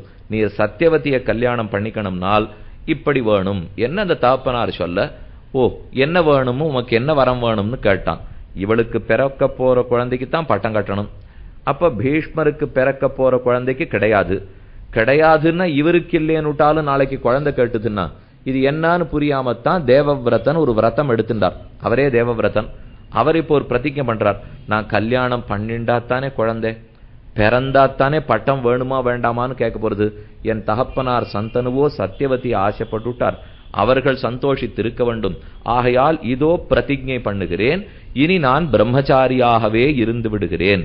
அது ரொம்ப பயங்கரமான பிரதிஜைங்கிறதுனாலே பீஷ்ம பிரதிஜை என்று சொல்லுகிறோம். பீஷ்மன ரொம்ப பயங்கரமான பெரிய பிரதிஜை. இந்த பிரதிஜையினுடைய பேர்னாலதான் அவருக்கு பீஷ்மர்ங்கிற நாமமே வந்தது. தேவவிரதன் பேர் ஊரே கொண்டாடித்தான். ஹே பீஷ்ம பீஷ்ம பீஷ்ம அப்படின்னா பிரதிஜை ரொம்ப பீஷ்மமா இருந்து சொல்லியும், அதனால அத்த பீஷ்ம பிரதிஜைன்னு சொல்லுவார்கள். ஆக சந்தனு முதல் மனைவி கங்காதேவி, கங்காதேவிக்கு பிறந்த பிள்ளை கங்கை மைந்தனான பீஷ்மன். சந்தனு அடுத்த மனைவி சத்தியவதி, சத்தியவதிக்கும் சந்தனுவுக்கும் பிறந்த பிள்ளை விசித்திர வீரியன். அப்ப பீஷ்மரும் விசித்திர வீரியன் அண்ணன் தம்பிகள் ஆயிட்டாளோ இல்லையோ, ஏனால் ஒரே ஒரு தந்தைக்கு பிறந்த புதல்வர்கள். இப்படி இதை ஞாபகம் வச்சுங்கோ. இன்னொரு கதை பார்ப்போம். இதே சத்தியவதி ஒரு மீனனுடைய கர்ப்பத்தில் இருந்தாள். மீன் கர்ப்பத்திலிருந்து வந்து பிறந்து செம்படவர் வளர்த்து வந்தார். அப்ப பராசர மகரிஷி சத்தியவதியை ஒரு தடவை சந்தித்தார், அவளோட கூடியிருந்தார். அந்த சத்தியவதிக்கும் பராசர மகரிஷிக்கும் பிறந்த குழந்தைதான் வேதவியாசர். அப்ப வேதவியாசரும் விசித்திர வீரியனும் அண்ணன் தம்பிகளா போயிட்டாளோ இல்லையோ, ஏன்னா ஒரு தாய் வயிற்று பிள்ளைகள். சத்தியவதிக்குத்தான் வேதவியாசர் பிறக்கிறார், பிறந்தது பராசர மகரிஷிக்கு. அப்படின்னா மறுபடியும் எப்படி சந்தனுவனிடத்துல காதல் கொண்டாளுங்கிற கேள்வி வரும். சத்தியவத்தினிடத்துல பிள்ளை பெற்றாரே தவிர உலக நன்மைக்காக வேதவியாசரை கொடுத்து விட்டு தானே வேதவியாசரை அழைச்சின்னு போயிட்டார். தாயோட வேதவியாசரை விடலே, மறுபடியும் இந்த சத்தியவதியை கன்னியாஸ்திரியாகவே மாத்திவிட்டார் அவர். ஆகையாலே தான் சந்தனு மகாராஜனிடத்திலே காதல் கொண்டு அவனை கல்யாணம் பண்ணி கொண்டு மேற்கொண்டு குழந்தை பெற்றாள்னு சரித்திரம். அப்ப சத்தியவதிக்கு மூத்த பிள்ளை வேதவியாசர், அடுத்து பிறந்தது விசித்திர வீரியன். சந்தனுவுக்கு மூத்த பிள்ளை பீஷ்மர், அடுத்து பிறந்தது விசித்திர வீரியன். சுமாரான ஞாபகம் வச்சுக்கணும். இப்படிங்கிற கதையை புரிஞ்சுப்போம். இனி மேற்கொண்டு என்ன நடக்கிறதுன்னு பார்ப்போம். இந்த சத்தியவதிக்கு விசித்திர வீரியன் பிறந்தான். அவனுக்கு காச நோய் கண்டு இறந்து போனான். அதனால மேற்கொண்டு இந்த விசித்திர வீரியனுக்கு எப்படி புத்திரோத்பத்தி நடக்கும்னு தெரியல. விசித்திர வீரியனுக்காகத்தான் பீஷ்மர் போய் காசிராஜனுடைய 3 புதல்விகளையும் ஜெயித்து வந்தார்னு கேள்விப்பட்டிருப்பீள். அம்பை, அம்பிகை, அம்பாலிகை என்று 3 பேர். இதுல அம்பை மட்டும் நான் மற்றொருத்தனை காதலித்தேன்னு சொல்லிட்டு புறப்பட்டு போயிட்டாள். அது அங்கேயும் போக முடியாமல் இங்கேயும் போக முடியாமல், திரும்ப பீஷ்மரிடத்திலையும் வர முடியாமல் அங்கும் செல்ல முடியாமல், கடைசியா அவ தபஸ் பண்ணித்தான் பீஷ்மரை கொல்லக்கூடிய சிகண்டியாக கடைசி தோன்றினாள். நம்ம கதை கேள்விப்பட்டிருக்கோம். அம்பையை மட்டும் விட்டுடுங்கோ. அடுத்த அம்பிகை, அம்பாலிகை, இந்த 2 பேரும் விசித்திர வீரியனையே கல்யாணம் பண்ணிவிட்டார்கள். ஆனா ரொம்ப நாளா புத்திர பேரே கிடைக்கல. விசித்திர வீரியனுக்கோ காச நோய் கண்டு அவனும் மரணம் அடைந்தான். அப்பதான் சத்தியவதி யோசிக்கிறா, நாம இத்தனை ஆசைப்பட்டு சந்தனுவை கல்யாணம் பண்ணிட்டு பிள்ளை பெற்று கடைசியில சந்ததியே இல்லாத படும் போல் இருக்கே. பீஷ்மரை கூப்பிட்டு பேசுகிறாள், இதற்கு ஏதாவது ஒரு உபாயம் வேணும், மேற்கொண்டு வம்ச விருத்தி ஏற்படணும், நாட்டுக்கு ராஜா தேவை, நீ என்ன உபாயம் வச்சிருக்கேன்னு பீஷ்மரை கேட்டாள். அவருக்கும் ஒண்ணு சரிவர புரியவில்லை. தர்மசாஸ்திரத்துக்கு விரோதமாகவும் இருக்கக்கூடாது, நம்ம பாட்டுக்கு எதுவான செய்யலாமா? சரி, பிள்ளை இல்லை பிள்ளை இல்லைன்னு விட்டுட்டா அப்புறம் ராஜ்யத்தை காப்பாத்துறதுக்கு ஆள் இல்லாமலும் போயிடும், ஏதாவது செய்துதான் ஆக வேண்டும்னு பீஷ்மர் கவலையோடு இருந்தார். அப்ப சத்தியவதி பீஷ்மரிடத்துல உண்மையை சொல்றா, என்னுடைய மூத்த பிள்ளை தான் வேதவியாசர், இது வரைக்கும் அந்த உண்மையை சொன்னதே இல்லை. இப்ப பீஷ்மரிடத்துல அந்த உண்மையை சொல்லிட்டு வேதவியாசர் புறப்பட்டு போறச்சே என்கிட்ட ஒரு வார்த்தை சொல்லிட்டு போனார், உனக்கு எப்ப தேவையோ அப்ப நினை, வருகிறேன், உனக்கு வேண்டிய நல்லத்தை செய்கிறேன் என்று வியாசர் சொல்லிட்டு போயிருக்கார். பீஷ்மரே, இப்ப நான் வியாசரை அழைக்கிறேன், அவருக்கு இது ஒரு உபாயம் தேடும். அவனுடைய அனுகிரகத்தாலே இந்த 2 பெண்களுக்கும், பெண்கள்லாம் இவருடைய மாட்டு பெண்கள், இவருடைய விசித்திர வீரனுடைய 2 மனைவிகளுக்கும் குழந்தை பிறக்கதற்கு ஏற்பாடு பண்ணுவோம். வேதவியாசர் அதீத யோக சக்தி படைத்தவர், ஆகையாலே அவர் மூலம் இவர்களுக்கு குழந்தை பிறக்க ஏற்பாடு பண்ணலாம் என்று பேச பீஷ்மரும் ஒத்துக்கொண்டார். சத்தியவதியும் மகனை நினைத்தாள். வேதவியாசர் வந்தார், அவருக்கு வேண்டிய சத்காரங்களை பண்ணி விழுந்து நமஸ்கரித்தார். தாயே, எதற்காக கூப்பிட்டீர்? அப்படியா, என் பிள்ளை, அதாவது உன்னுடைய தம்பி, வேதவியாசருடைய தம்பி ஆடுறான்னு இப்ப விசித்திர வீரியன், என் பிள்ளைக்கு கல்யாணமாகி குழந்தை பிறக்காமல் அவனும் மரணமடைந்தான். ராஜ்யத்துக்கு ராஜா வேணும், நீ உன்னுடைய அருளாலே உன் பார்வையாலே அவர்களை கர்ப்பந்தரிக்க வைத்து அதன் மூலம் நாட்டுக்கு நன்மை செய் என்று வேதவியாசரை கேட்டுக்கொள்ள வியாசர் சொல்றார், நானோ ஒரு ரிஷி, நான் முற்றும் துறந்தவன், இது நமக்கு இயலாது.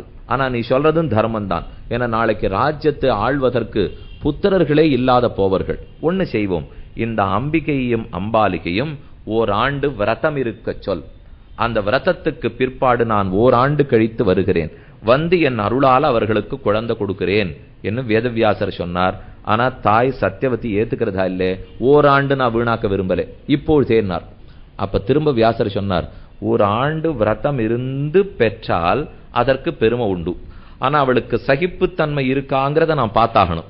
அதுக்குத்தான் ஒரு வருஷம் விரதம் இருன்னு சொன்னேன். ஆனா நீயோ நாள் கடத்த மறுக்கிறாய். அப்போ ஒண்ணு செய்யும், இந்த உடம்புல இருக்கிற துர்நாற்றம், நானே மீனவர்களுக்கு பிறந்தவன் தானே, என ஏற்கனவே சத்தியவதிக்கு பிறந்தவர் தானே, உடம்புல இருக்கிற துர்நாற்றத்தையும் என் விகாரமான உருவத்தையும் இந்த பெண்கள் ஏற்றுக்கொள்ள வேண்டும்.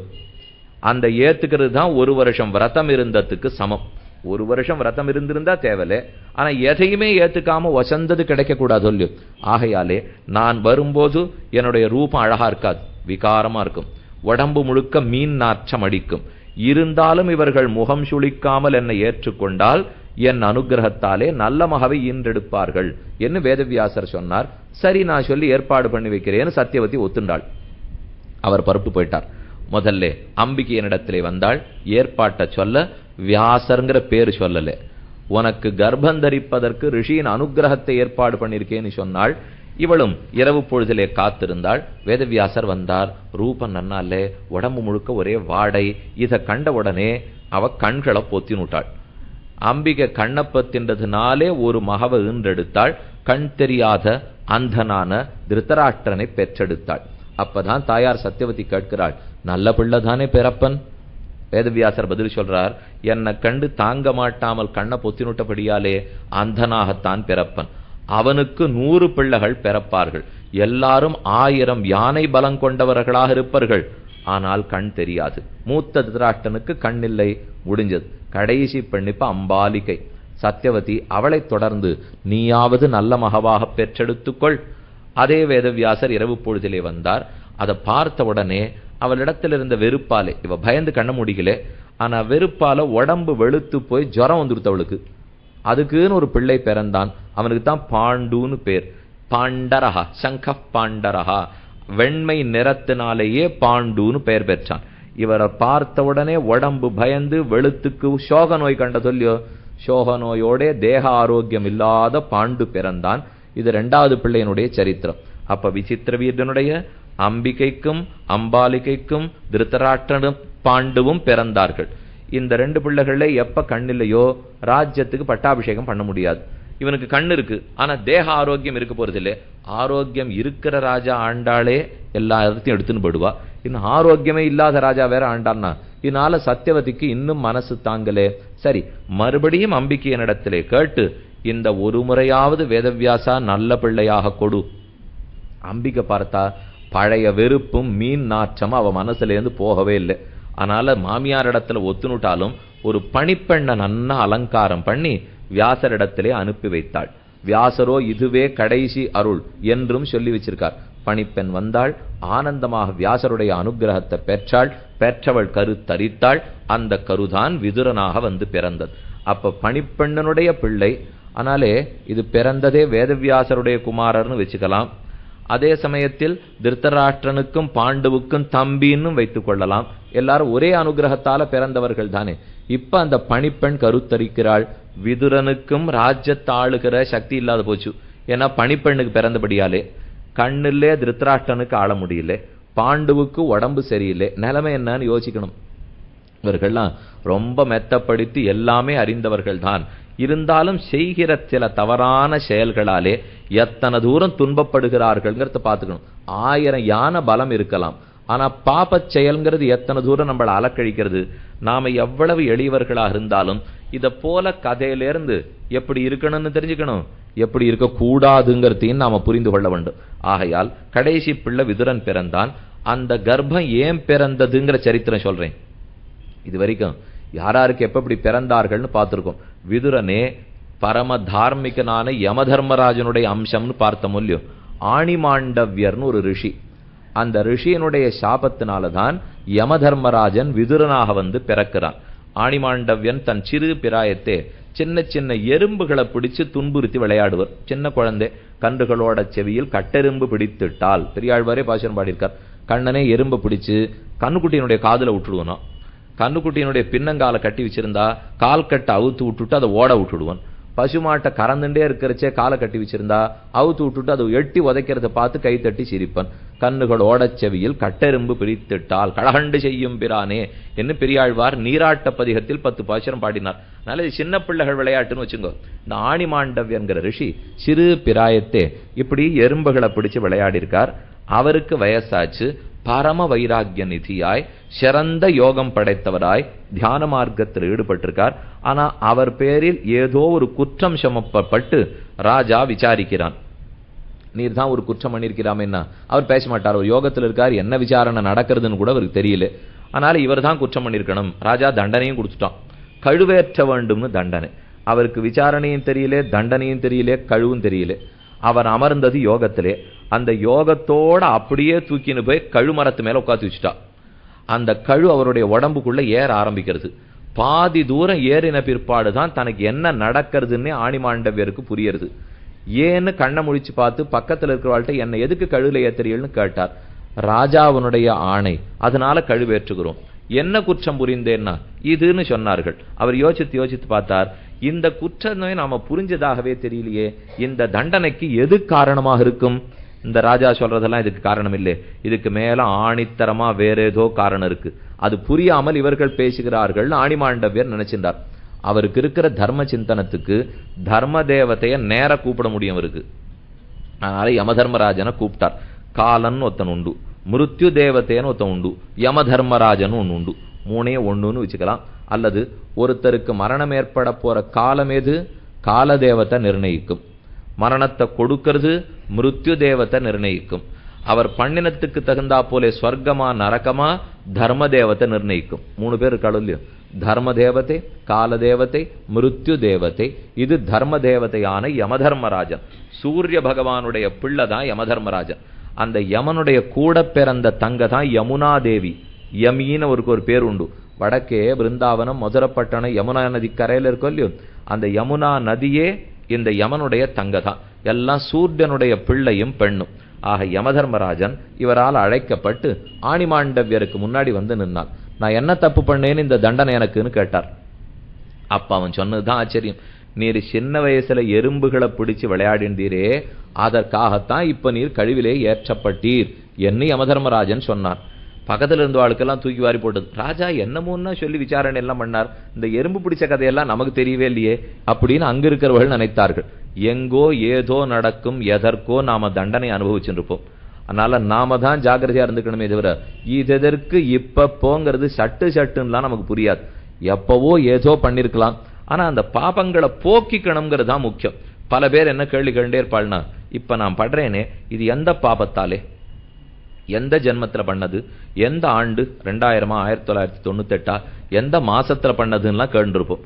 அது இப்ப முக்கியம் அல்ல. பாபங்களுக்கு அதன் வினைப்பயனை அனுபவிக்காமல் ஒன்று பிராயஷ்சித்தம் பண்ணியோ அல்லது பகவான் அருள வேண்டியோ தொடைத்து கொள்ள வேணுங்கிறது முக்கியம். அது முக்கியமே தவிர எப்ப பண்ணோம்னு விசாரம் வேண்டே இருந்தால் எந்த ஜென்மானு கூட நமக்கு தெரியாது. ஒருத்தர் பெரிய தனிகர், அவர் ஒரு ரிஷியை பார்க்கணுங்கிறதுக்காக புறப்பட்டு இருந்தார். அவர் கார்த்தால ஏதோ சாப்பிட்டுட்டு போகணும். சாப்பிட்டது சிந்திடுத்து. நம்ம கார்த்தால 2 எழுத்து பானை சாப்பிட்ற மொழி அது இல்லைன்னா பல பேருக்கு உயிரே இருக்காதுன்னு வச்சுங்க. நான் பாலை சொல்லலை. பால் பல பேருக்கு சாப்பிடாம இருப்பார்கள். ஆனா அந்த பானம் உள்ள போச்சுன்னா தான் அடுத்தது நம்மால அன்னைக்கு வேலையே பார்க்க முடியும். திருப்பாவே, திருப்பிள்ளேசி, திருமாலை எதுவா இருந்தாலும் அதுக்கப்புறம் தான் அப்படின்னு வச்சுட்டு இருக்கோம். இது சில பேருக்கு நம்ம யாத்திரைக்கு போவோம். யாத்திரைக்கு போச்சே எங்கிட்ட பல பேர் சொல்லுவா, நீ சாப்பாடு வேலைக்கு போடும் போடாதப்போம், அதை பத்தி எங்களுக்கு ஒண்ணும் இல்லை. ஆனா 5:45 3:30 இந்த 2 மட்டும் மறந்துடவே கூடாது. கார்த்தால் 5:45 கொடுத்துருங்கோ, மத்தியானம் 3:30 கொடுத்துருங்கோ. அப்புறம் எத்தனை நாளி எந்த கோவிலுக்கு வேணா கூட்டின்னு போனா அங்க வரேன்னுவா. அதனால அதுக்கு நம்ம அநேகமா இப்ப அடிமையாயிட்ட காலம். அதை சாப்பிட்டார். சாப்பிட்டுட்டு அவர் போய் அந்த பெரியவரை பார்க்கலாங்கிறதுக்காக போனார். 6 மணிக்கு ஒரு தடவை சாப்பிட்டார், 8:30 மணிக்கு ஒரு தடவை சாப்பிட்டார், கிளம்ப போற சமயத்துக்கு 9:30 மணிக்கு ஒரு தடவை சாப்பிட்டார். கிளம்பறச்சே பார்த்தா அவர் போட்டிருந்த சொக்காலே எங்கேயோ கரை படிச்சிருந்தது. இது என்ன பெரியவரை பார்க்க போறோமே, இந்த கரை இருக்க வேண்டாமேன்னு கைக்குட்டை எடுத்து அதை தொடச்சி விட்டுட்டார். ஆனா இன்னும் கொஞ்சம் தெரிஞ்சுது. பெரியவர்கிட்ட போயிட்டார். போனவர் கொஞ்ச நாள் காத்திருந்தார், 1/2 மணி நேரம் காத்திருந்த அப்புறம் பார்க்கறதுக்கு பேட்டிக்கு பொழுது கிடைச்சது, போய் நின்னார். நான் என்னென்ன பாவங்கள் பண்ணிருக்கேன், அதுக்கு ரொம்ப தண்டனை அனுபவிக்கிறேன் போல் இருக்கு, எந்த ஜென்மத்தில் எப்ப பண்ண பாவம் அப்படின்னு இந்த தனிகர் அந்த யோகியை பார்த்து கேட்டார். யோகி அதுக்கு பதிலே சொல்லலை. திரும்ப அவர் கேட்கிறார், நீர் வரச்சே 2 எழுத்து பானம் சாப்பிட்டு வந்தீர் போல் இருக்கே அப்படின்னார். ஆமா சாப்பிட்டுட்டு வந்தேன். 6 மணிக்கு ஒரு தரம், 8:30 ஒரு தரம், 9:30 ஒரு தரம் சாப்பிட்டீர் போல் இருக்கே. ஆமா சாப்பிட்டேன். அதுக்கு அடுத்து யோகி கேட்டதான் முக்கியம். அதனுடைய கரைப்பட்டு தொடச்சிருக்கீர் போல் இருக்கே. ஆமா கரைப்பட்டு தொடச்சிருக்கு. இந்த 3 தரம் சாப்பிடச்சே எப்ப கரைப்பட்டுதுன்னார். அது தெரியாது எனக்கு, கிளம்பி வரச்சே கரைப்பட்டுதே உம்மை பார்க்க வரமேங்கிறதுக்காக தொடச்சிட்டு வந்தேன். ஆக கரைப்பட்ட சமயம் முக்கியம் அல்ல, தொடக்கிறது தான் முக்கியம். தொடச்சுட்டு போறது முக்கியமே தவிர இது முதல் தரம் பட்டுதா, 2ஆம் தரம் பட்டுதா, 3ஆம் தரம் பட்டுதான் நக்கண்டு இருக்க முடியும். பாபத்தை ஏதோ ஜென்மாவில் சேர்த்துடுறோம். சேர்த்த பாபத்தை தொலைத்துத்தான் தீர வேண்டும். அதை பல சத்காரியங்கள்னால தான் நாம தொலைக்கவே முடியும். எப்ப பண்ணோம்னு விசாரம் பண்ணிட்டு போனா இவருக்கான 3 தரம் சாப்பிட்ட நாழியான்னு தெரியுது. நமக்கு என்ன போன ஜென்மம் எப்ப பிறந்திருந்தோம், எதுவா பிறந்திருந்தாலும் தெரியறதா சொல்லுங்க. அதனால ஏதோ ஜென்மத்தில் ஏதோ செய்கிறோம்னால் அதற்கு பிராயசித்தத்தை சத்காரியங்களால தேடிக்கொள்ளணுங்கிறது தான் முக்கியம். எதுக்கு சொன்னேன், ஆணிமாண்டவருக்கு தர்மபுத்திரன் அதாவது யமதர்மராஜன் சொன்னார், நீ சிறு வயசுலே எறும்புகளை பிடிச்சு விளையாடினேன், அதுக்கு தான் தண்டனைன்னு விட்டு கோவம் துருத்தும் ஆணிமாண்டவருக்கு. நான் ஏதோ அரியா பருவத்துல எறும்பை பிடிச்சு விளையாடினா அதுக்கு கழுவேத்துற அளவுக்கு தண்டனையா, நீ நீதிமான்னு நினைச்சேன், நீ நீதி பிறழ்ந்து போனாய், அதனால சுகதுக்கங்களை அனுபவிக்கிற மனுஷ பிறவியிலே 100 ஆண்டுகள் பிறப்பாய் என்ன ஆணிமாண்டவியர் யமதர்மராஜனை சபித்தார். அந்த சபித்த அந்த சாபத்துக்காகத்தான் விதுரனாக யமனே வந்து பிறந்தார். அதனால யமதர்மராஜன் பிறந்திருக்கிறதுனாலே விதுரனுடைய நீதிக்கு ஒரு குறவில்லை. நமக்கு வாழ்க்கைக்கு வேண்டிய மொத்த நீதிகளையும் விதுரரே எடுத்துரைக்கிறார். அதுக்கு விதுர நீதி என்ன சொல்லுவார்கள். ஒரு தராசை பிடிச்சிட்டோம்னா முள்ளு மாறாது. விதுரன் பேசுகிறான்னு சொன்னால் இன்னான் இணையான் எந்த வாசியும் தெரியாது. விதுரர் கூட பாவத்துக்கு ஆட்பட்டு அவரும் அன்பினால உள்ளம் கலங்கி போய் நடந்த ஒரே ஒரு தருணம் உண்டுனால் கண்ணன் தன் குடிசைக்கு வரச்சே மட்டும்தான். மற்றபடி எப்பவா இருந்தாலும் தர்மம் தான் பேசுவார். மொத்த தர்மமும் எங்க போச்சுன்னே தெரியாமல் தான் இவ்வளவு பெரிய ஞானிங்கிறத மறந்து போய் ஒரு வாழைப்பழத்தை உரித்து தோலை கொடுத்துட்டு பழத்தை கீழே போட்டாரோ இல்லையோ, அவர் சொன்னதா விதுர நீதின்னு இது கூட தெரியலையே அவருக்கு. பழம் கொடுக்கணும் மூலமோ நீதி எல்லாம் பேசுறார், கடைசியில பழத்தை ஒத்தனை கொடுக்கணும் தோலை கீழே போடணும்னு கூட தெரியாதா. கண்ணன் வந்தோடனே தோலை கொடுத்துட்டாரேன்னா எப்பேற்பட்ட ஞானமா இருந்தாலும் கலங்கிய பக்திக்குள்ளே அடக்கம். கண்ணன் வந்தான் உடனே தன்னுடைய ஞானமத்தனையும் மறந்து போய் பக்தி பாவனையோட தவித்து போய் அவனுடைய ஆசனத்தை இட்டு தடவி பார்த்து காலத்தொட்டு வருடி விட்டு அவனுக்கு பழக்க கொடுத்து தெரியாமல் தோலை கொடுத்து அதுக்கு மயங்கி மறுபடியும் பழத்தை கொடுத்து அவனை கட்டி அணைத்து பேசி உச்சி முகர்ந்து இத்தனை ஆசைப்பட்டாரோ இல்லையோ, அது விதுரனுக்கு இருந்த பக்தி. ஞானமே கனிந்து முதிர்ந்து போயிற்றென்னால் அது பக்தியாக பரிமளிக்கிறது. ஆக ஒரு பக்கத்தில் விதுரர் பரம ஞானி, மற்றொரு பக்கத்தில் விருதர் பக்தர்களிலே மிகச் சிறந்தவர். இப்படி ஞானமும் பக்தியும் கலந்த ஒண்ணு நமக்கு கிடைக்கிறதுன்னு வச்சுங்கோ, அதை பின்பற்றதை விட நமக்கு வேற செயல் உண்டோ? அவரே இத்தனை பாவனையோட நமக்குன்னு சொல்லியிருக்காருன்னு வச்சுக்கணும் இல்லையா. திருத்தராஷ்டிரனுக்கு தானே சொன்னார், அவனுக்கு கண்ணு தெரியாதே, எங்களுக்கெல்லாம் கண்ணு தெரியுமே, அவன் நிறைய பாவம் பண்ணானே, நான் பண்ணலையேன்னு கேட்டுருப்போம். திருத்தராஷ்டிரன் நிலையில தான் நாம ஒத்தொத்தரும் இருக்கும். 2 கண் எல்லாருக்கும் உண்டு, ஞானக்கண் ஊனக்கண். ஒன்று ஊனக்கண் வெளியில இருக்கிற கண், அது நமக்கு எல்லாம் தெரியலாமா இருக்கும், அவனுக்கு அதுவும் தெரியலன்னு வச்சுங்க. அடுத்து ஞானக்கண் உட்கண். உட்கண்ணை எல்லாரும் இழந்திருக்கிறது உண்மைதானே. நாம் ஏதோ ஒரு காட்டிலே தவித்து கொண்டு மனத்து சஞ்சலப்பட்டு நின்னவானெல்லாம் நெஞ்சின உடையேன்னு ஆழ்வார் பாசுரம். இந்த குரங்குக்கு எப்படி மனசு சஞ்சலமா இருக்கும், இப்படி பார்க்கும் இப்படி பார்க்கும் இப்படி பார்க்கும், இதை எடுத்துக்கும் கீழே போடும், என்னமோ தவிச்சுட்டே இருக்கும் இல்லையோ. நாம சில பேரை பார்க்கிறச்சே நமக்கே அந்த பதட்டம் சில வேளையில வந்துடும். பதட்டம் இல்லாமல் நிதானப்படுவதற்கு மனசு தெளிவா இருக்கிறது முக்கியம். கிணறு கலங்கி போயிடுத்துனால் அதுல நெல்லி முள்ளி கட்டையும் தேத்தாங்கொட்டையும் போடணும். போட்டுட்டா கணத்து ஜலம் தெளிஞ்சு போயிடும். அதே போல மனசு கலங்கி போயிடுத்துனா அதுல விதுர நீதிங்கிற தேத்தாங்கொட்டைய போடணும். போட்டுட்டோம்னால் கலங்கின மனசு தெளிந்து போகும். அதற்காகத்தான் விதுரன் இப்ப திருத்தராஷ்டிரனை பார்த்து கேட்க ஆரம்பிக்கிறார், என்ன ராஜன்னு கூப்பிட்டு அனுப்பித்தாயாமே, இதோ வந்திருக்கிறேன், இரவு பொழுதா இருந்தாலும் சரி உமக்கு என்ன வேணுமோ கேளும் சொல்லுகிறோம் என்று விதுரன் தெரிவிக்கிறான். அங்கிருந்து பார்ப்போம் 33வது அத்தியாயத்திலிருந்து 40வது அத்தியாயம் வரை. அதுல இப்ப முதல்ல 33வது அத்தியாயம். துவாஸ்தம் பிராக மகாபிராசா திருதராஷ்டிரோ மகீபதி விதுரன் திரஷ்டும் இச்சாமி தமிக ஆனய மாச்சிரம். சீக்கிரமா போய் விதுரனை கூட்டி கொண்டு வா என்று வாயிற்காப்போனுக்கு பணித்தான். வேகமா போனான், கூட்டி வந்துட்டான். வாசல்ல வந்த விதுரன் உள்ள வந்து விழுந்து வணங்கி சொல்லுகிறான், விதுரோகம் மகாப்ராஜ்யம் சம்பிராப்தஸ்தவ சாசனாத் யதி கிஞ்சன கர்த்தவ்யம் அயமஸ்மி பிரசாதிமாம். நீர் கூப்பிட்டு அனுப்பியதற்காக வந்துவிட்டேன், உமக்கு என்ன வேணுமோ கேளும் சொல்லுகிறேன். சஞ்சயோ விதுர பிராஜ்ஞா கர்ஹயித்வாச மாம் கதः அஜாதசத்ரோஹோ ஸ்வோ வாக்கியம் சபாமத்யே ச வக்ஷ்யதி. சஞ்சயன் வந்தான், என்னை எத்தனை வசவு பாட வேண்டுமோ திட்டினான், புறப்பட்டு போயிட்டான். நாளை கார்த்தாலே அவர்கள் என்ன சொன்னார்கள்ங்கிறத ராஜசபையில சொல்றேன்னு போயிட்டான். ஆனா எனக்கு தூக்கம் வர மறுக்கிறது. தஸ்மாத்ய குருவீரஸ்ய ந விஜ்ஞாதம் வச்சோமயா தன்மே தகதி காத்ராணி ததகார்ஷீத் பிரஜாகரம். என்னுடைய உடம்பு எரியறது.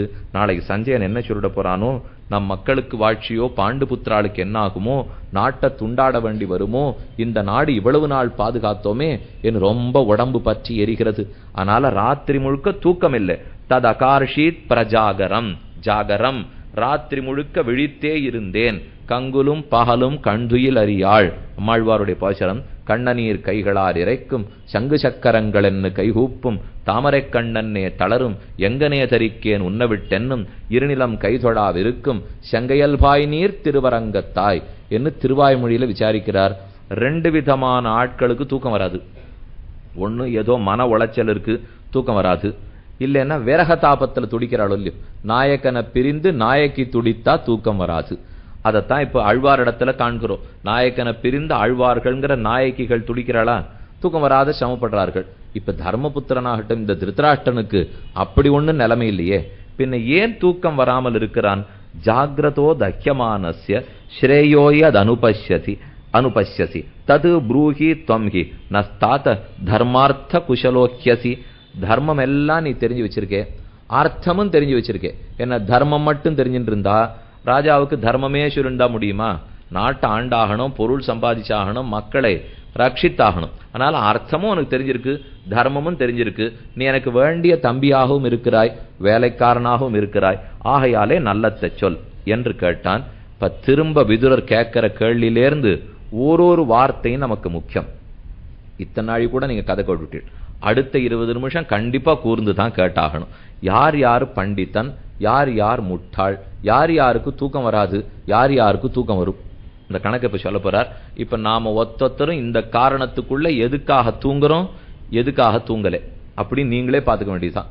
நாம படுத்த உடனே புரண்டு படுத்துட்டு இருக்கார், 10 நிமிஷத்துல தூங்கலே, இவருக்கு ஏதோ ஆபத்து இருக்குன்னு அர்த்தம், ஏதோ மன உளைச்சல் இருக்கார். படுத்தார் தூங்கினார், அப்ப நிம்மதியா இருக்காருன்னு அர்த்தம். இது ஒரு முக்கியமான பரீட்சை. படுத்த உடனே நமக்கு தூக்கம் வருதா யோசித்து பார்க்கணும். நம்ம தூக்கத்தையே 4 நிலையாக பிரிச்சு விடலாம். ஜாகிரத் தசா, சுஷுப்தி தசா, ஸ்வாப தசா, சுஷுப்தி தசா, துரிய தசா என்று 4 தசை. முதல்ல தூக்கத்தை விவரிச்சு சொல்லிவிடுறேன். இப்ப நாம தூங்கப்படாது, இருந்தாலும் சொல்லிக்கிறேன். இப்போ 4 தசை உண்டு தூக்கத்திலே. முதல் தசை ஜாகிரத் தசா, விழித்திருக்கிற தசை. அப்ப மனசாகட்டும் மற்ற புலன்களாகட்டும் திறந்திருக்கும். மனசு வேலை செய்யும், கண்ணு காது மூக்கு முதலான புலன்களும் வேலை செய்யும். இது ஜாகிரத் தசா. அடுத்தது ஸ்வாப தசா. ஸ்வாப தசையில் கண்ணு காதெல்லாம் மூடிடும், ஆனா மனசு மூடாது. மனசு வேலை செய்யறதுனால தானே கனவு பார்க்கிறோம். கனவு காண்கிற தசை தான் ஸ்வாப தசை. கனவு காண்கிற தசையிலே நாம் இன்னும் ஆழ்ந்த உறக்கத்துக்கு போகலேன்னு அர்த்தம். கனவு காண்கிற தசையோடையே நம்ம பொழுது விடிஞ்சுட்டால் அப்ப புலன்கள் ஓய்வே எடுத்திருக்காது.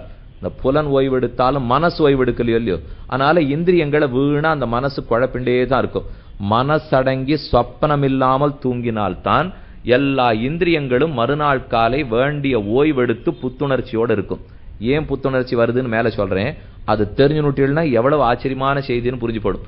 அப்ப ஜாகிரத் தசா விழித்திருக்கிற தசை, ஸ்வாப தசா கனவு காண்கிற தசை, அதுக்கு அடுத்தது சுஷுப்தி ஆழ்ந்த தூக்கம். மனசும் வேலை செய்யாது, புலன்களும் வேலை செய்யாது, அது சுஷுப்தி தசை. சுஷுப்தி தசையில நீங்க எத்தனை நாளி தூங்குறீங்களோ அதன்படிதான் மறுநாள் கார்த்தால நம்மால வேலை செய்ய முடியும். அது நன்னா இருந்திருந்து தூக்கம்னால் மறுநாள் கார்த்தால புத்துணர்வோட இருப்போம். சுமார் 4 மணி நேரமாவது தேவை. நம்ம எல்லாரும் ஒரு 8 மணி நேரம் படுத்துக்கணும்னு நினைக்கிறோம். 10 மணிக்கு படுத்தா 6 மணிக்கு எழுந்திருக்கிறது, சில பேர் 9க்கு படுத்துப்பா, 4 மணிக்கு எழுந்திருப்பா. 8 மணி நேரம்லாம் நம்ம ஓய்வு தேவையே கிடையாது, 4 மணி நேரமே போரும். ஆனா எதுக்கு தெரியுமா 8 மணி நேரம் வச்சுட்டு இருக்கோம்? இந்த தசையை அடையறதுக்கு 4 மணி நேரம் ஆயிடுறது. இவனுக்கு இருக்கிற மன வருத்தத்தோட அந்த இடத்துக்கு போகணும் இல்லையோ, அந்த ஆழ்ந்த நிலை உறக்கம் வர்றதுக்கு யார் யார் என்னன்னைக்கு விஷாங்கிறதெல்லாம் இவன் முதல்ல மறக்கணும். படுத்த உடனே அத்தனை ஞாபகம் வரும். என்ன வேற வேலை இல்லையோ இல்லையோ இப்போ, அதனால தூங்க ஆரம்பிக்கச்சேவே அன்னைக்கு அவர் அப்படி சொன்னாரே, இன்னைக்கு இவர் இப்படி சொன்னாரே, இந்த கவலையெல்லாம் போகணும். அப்புறம் வீட்டு கவலையெல்லாம் போகணும். மறுநாள் ஆறாறு வைய போராளோங்கிற கவலையெல்லாம் போகணும். இது இத்தனையும் தொலைந்து அவர் கனவு காண ஆரம்பிக்கணும். அப்புறம் அவர் வாழ்க்கையில நடக்காதெல்லாம் நடக்கணும்னு ஆசைப்படுறாரு இல்லையோ, கனவு கண்டு முடிக்கணும். அது முடிந்த பிற்பாடு ஆழ்ந்த உறக்கத்துக்கு வரணும். 4 மணி நேரம் ஆயிடுறது. மிச்சம் இருக்கிற 4 மணி நேரம் தான் ஒரு உண்மையில தூங்குவர். ஆக ஒருத்தன் சிறந்த யோகி ஆயிட்டான், தன் தூக்கத்தை வசத்துக்கு கொண்ட முடிஞ்சா நேர அந்த ஆழ்ந்த உறக்கத்துக்கு போறாருன்னு வச்சுங்க, 4 மணி நேரம் தூக்கமே போரும். ரிஷிகளா இருக்கட்டும், பெரிய சன்னியாசிகள்லாம் ராத்திரி 12ல இருந்து 4 மணி வரைக்கும் தூங்குறாங்கிறமே, இப்படித்தான் தூங்குறா. என கவலையை தொலைச்சுட்டபடியால் இது தன்னதல்லான்னு தெரிஞ்சுட்டா நேரடியா ஆழ்ந்த தூக்கத்துக்கு போயிடுறான். ஏன் இந்த ஆழ்ந்த தூக்கத்துல நமக்கு என்ன நல்லது நடக்கிறதுன்னு பார்ப்போம். அப்போதுதான் நம்ம ஆத்மா, மனசு, புலன்கள் எல்லாம் பிரம்மத்திடத்துல லயிக்கும். நாம சுஷுப்தி தசைக்கு போறச்சேதான் பிரம்மத்திடத்துல லயமடையும். அவர் தான் இது மொத்தத்துக்கும் புத்துணர்வு கொடுக்கிறவர். நமக்கு இந்த எல்லாரும் இப்ப கை தொலைபேசி வச்சுட்டு இருக்கோம் இல்லையோ, தொலைபேசி வச்சுன்னு பேசுறோம்னு அது குறைஞ்சுட்டே போகும்.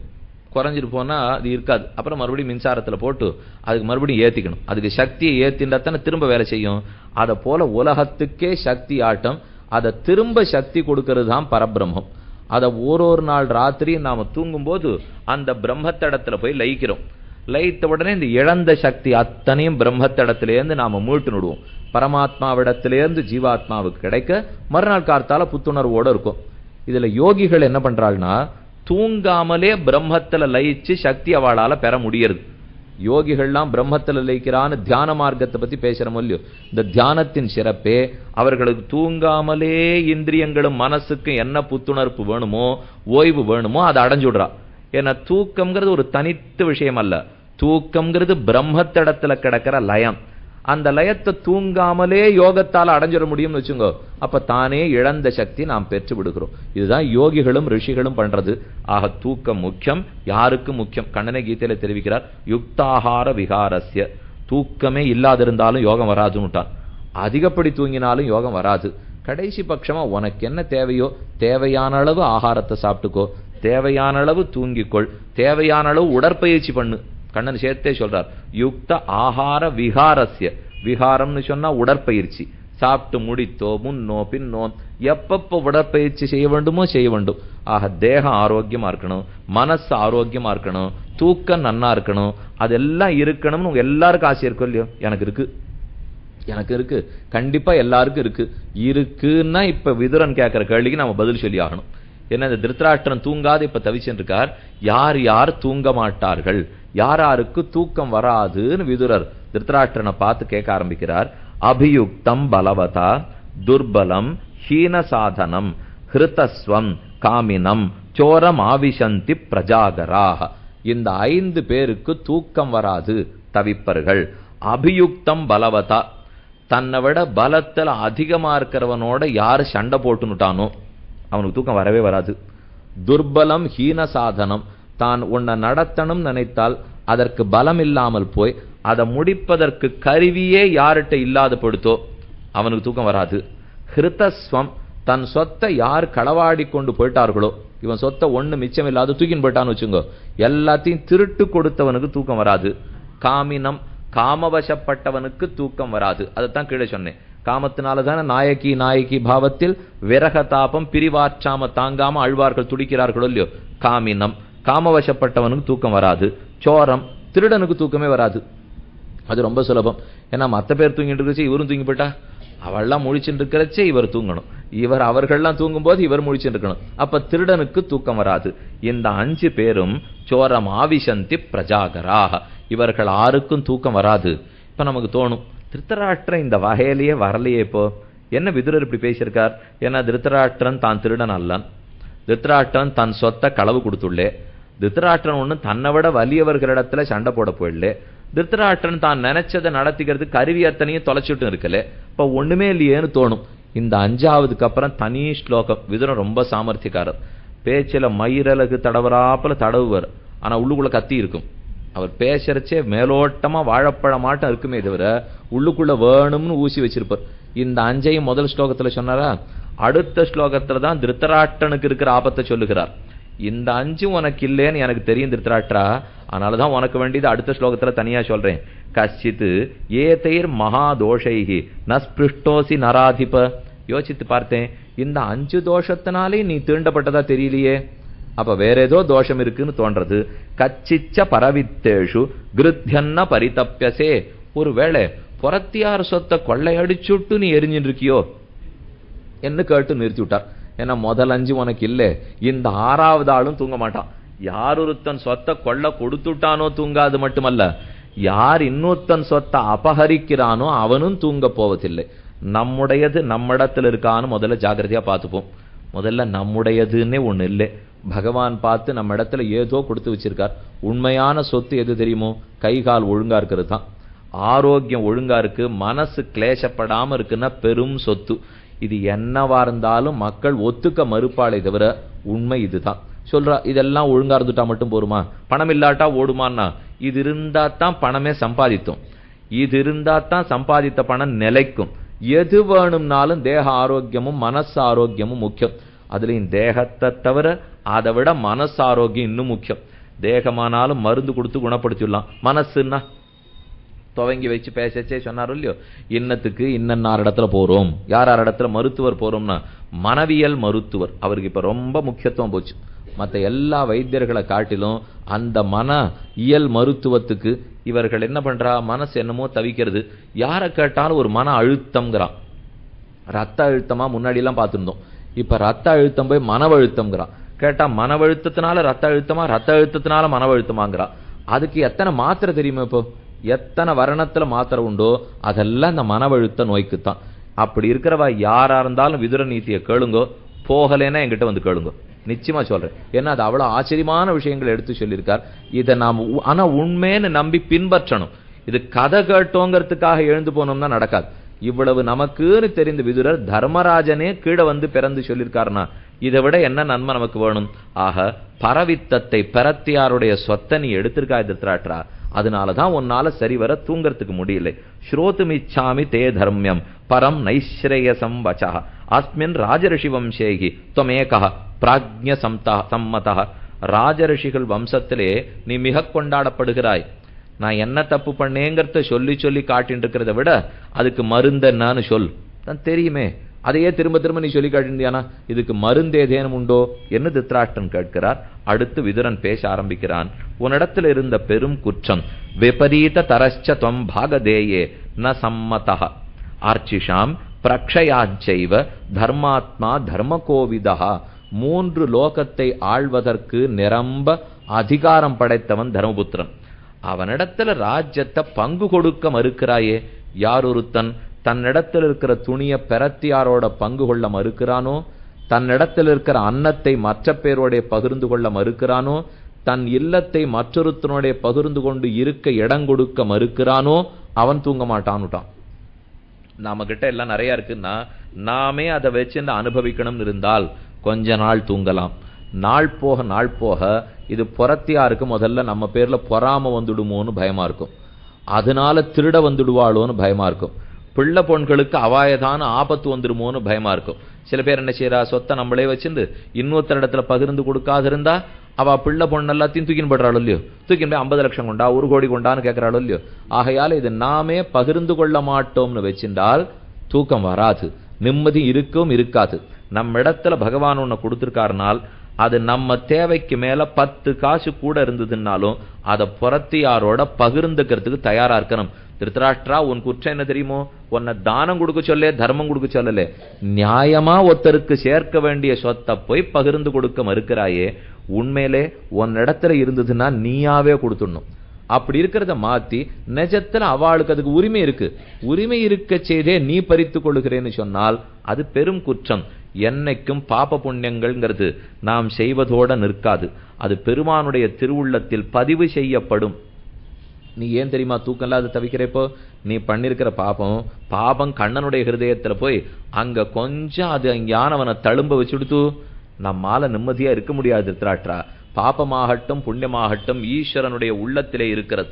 குரத்தாழ்வான் சாதிக்கிறார், யத்வத்ரியம் ததிக புண்ணியம் அபுண்ணியமன்யத் நான்யத்தையோர் பவதி லக்ஷணம் அத்ரஜாத்து தூர்தாயிதம் தவகியத்ய ராசகோஷ்டியாம் தத் கீர்த்தனம் பரம பாவனம் ஆமனந்தி அதிமானுஷஸ்தவங்கிற ஒரு ஆச்சரியமான பிரபந்தம். அதுல தெரிவிக்கிறார், எது புண்ணியம் எது பாபம், பகவான் உள்ளத்துல எது சரின்னு தோன்றதோ அது புண்ணியம், அவன் திருவுள்ளத்துல எது தப்புன்னு தோன்றதோ அது பாபம். இதுக்கு மேல எங்கேயும் தேடிண்டே போக வேண்டாம். இப்ப கண்ணனுக்கு பிடிக்காத செயலை நீ செய்திருக்கிறாய், அப்ப கண்டிப்பா உன்னை அது வாட்டித்தான் தீரும். அதனாலதான் மறுக்கிறாய், பங்கு கொடுக்க மறுத்தாய். அப்ப திருத்தராஷ்டிரன் கேட்டான், அப்ப அவனும் க்ஷத்திரியன் தானே, தர்மபுத்திரன் க்ஷத்திரியன் தானே, நான் மறுத்தேன்னு உடனே அவன் பொறுக்காமல் எதிர்த்து வர வேண்டிதானே, அவன் பொறுத்துன்றிருந்ததுனால தானே நான் மறுத்தேன்னா. நன்னா இருக்கு நீ பேசுற நியாயம். அதுக்கு பதில் சொல்றான், அவன் தன்னிடத்திலே உங்ககிட்ட இருந்த மரியாதையினாலும் தன்னிடத்தில் இருக்கிற நற்பண்புகள்னாலையும் பொறுத்துன்னு வந்திருக்கான். ஆனுஷம்ஸ்ய அனுக்ரோஷாத்து தர்மாத்து சத்யாத்து பராக்கிரமாத்து குருத்வாத்வை சம்பிரேக்ஷ்ய பகூன் கிளேஷான் திதிக்ஷதே. தர்மபுத்திரன் திதிக்ஷு, திரிதிக்ஷுன்னா எத்தனை ஆபத்து வந்தாலும் கொடுமை வந்தாலும் பொறுத்துக்கிறவன் அர்த்தம். ஏன் பொறுத்துண்டா? ஆனுஷம்ஸ்யாத் எல்லா ஜீவராசிகளிடத்திலையும் அவனுக்கு கருணை உண்டு. அனுக்ரோஷாத் இன்னொருத்தர் வருத்தப்படுறாருன்னா தாழ ஆரம்பிச்சிருவான். அவ்வளவு நல்லவன் தர்மபுத்திரன்.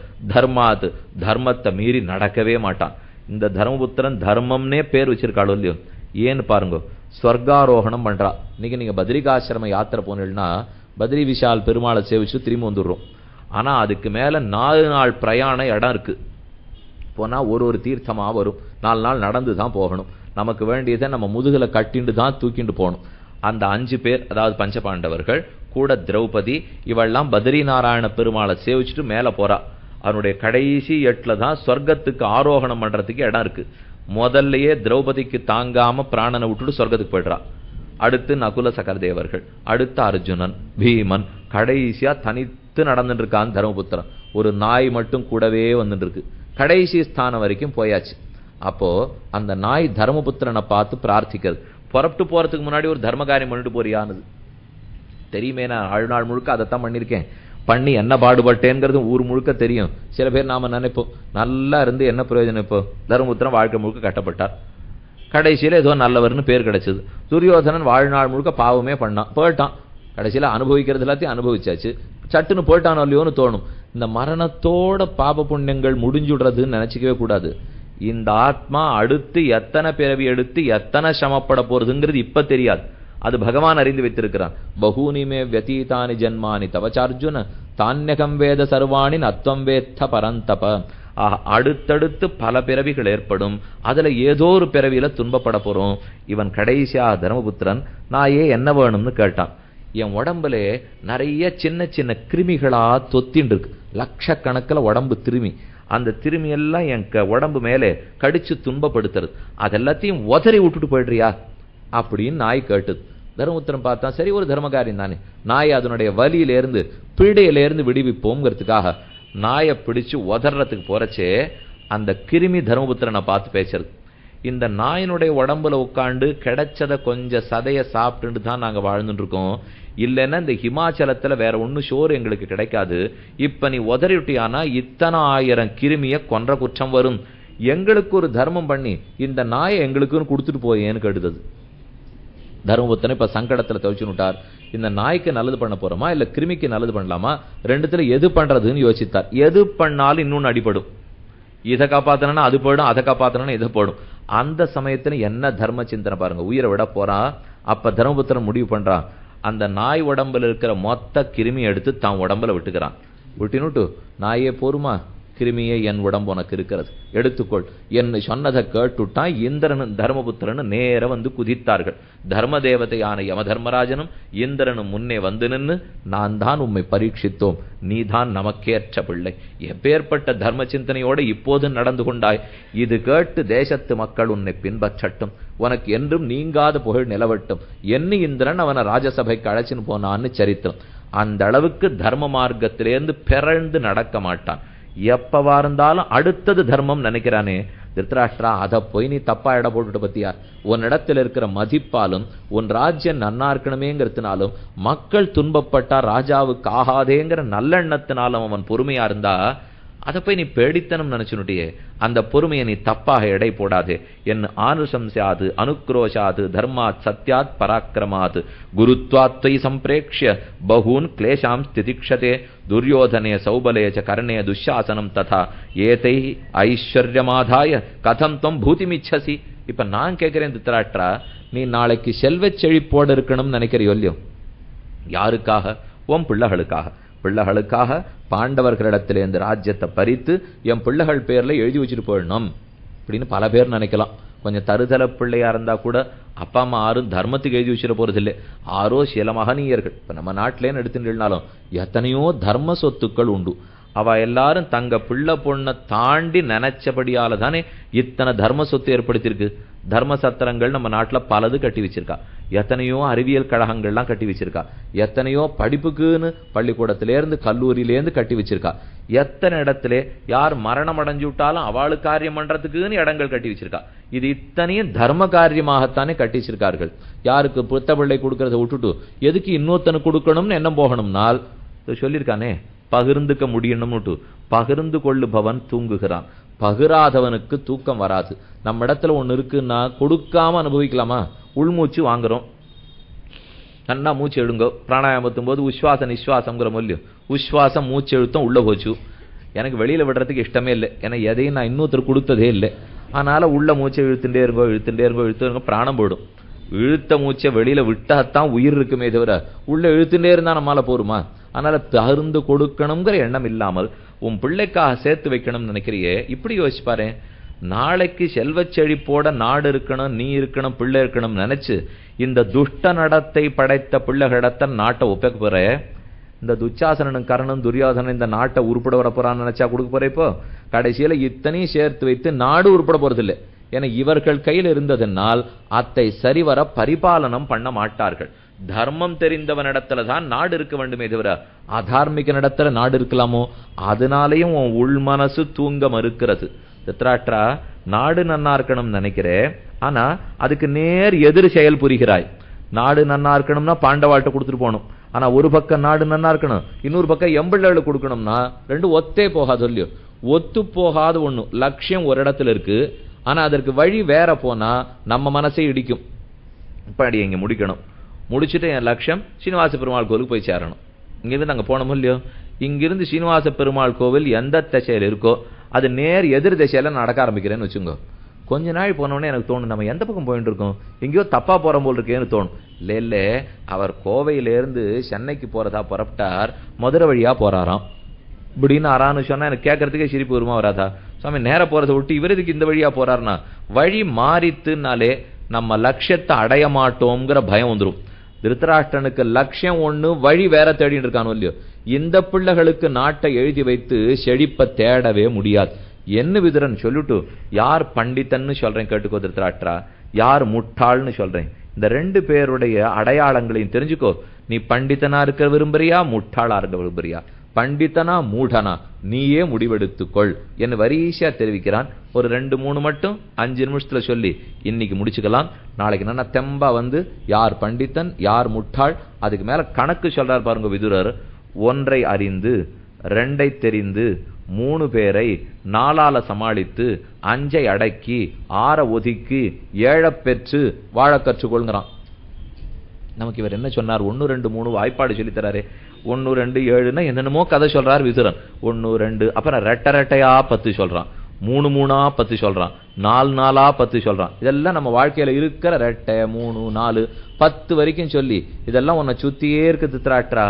ஆனா நீ கண்ணு தெரியாது போல நடித்து புரிந்து கொள்ள மறுக்கிறாய். இந்த கண் தேவையே இல்லை உனக்கு.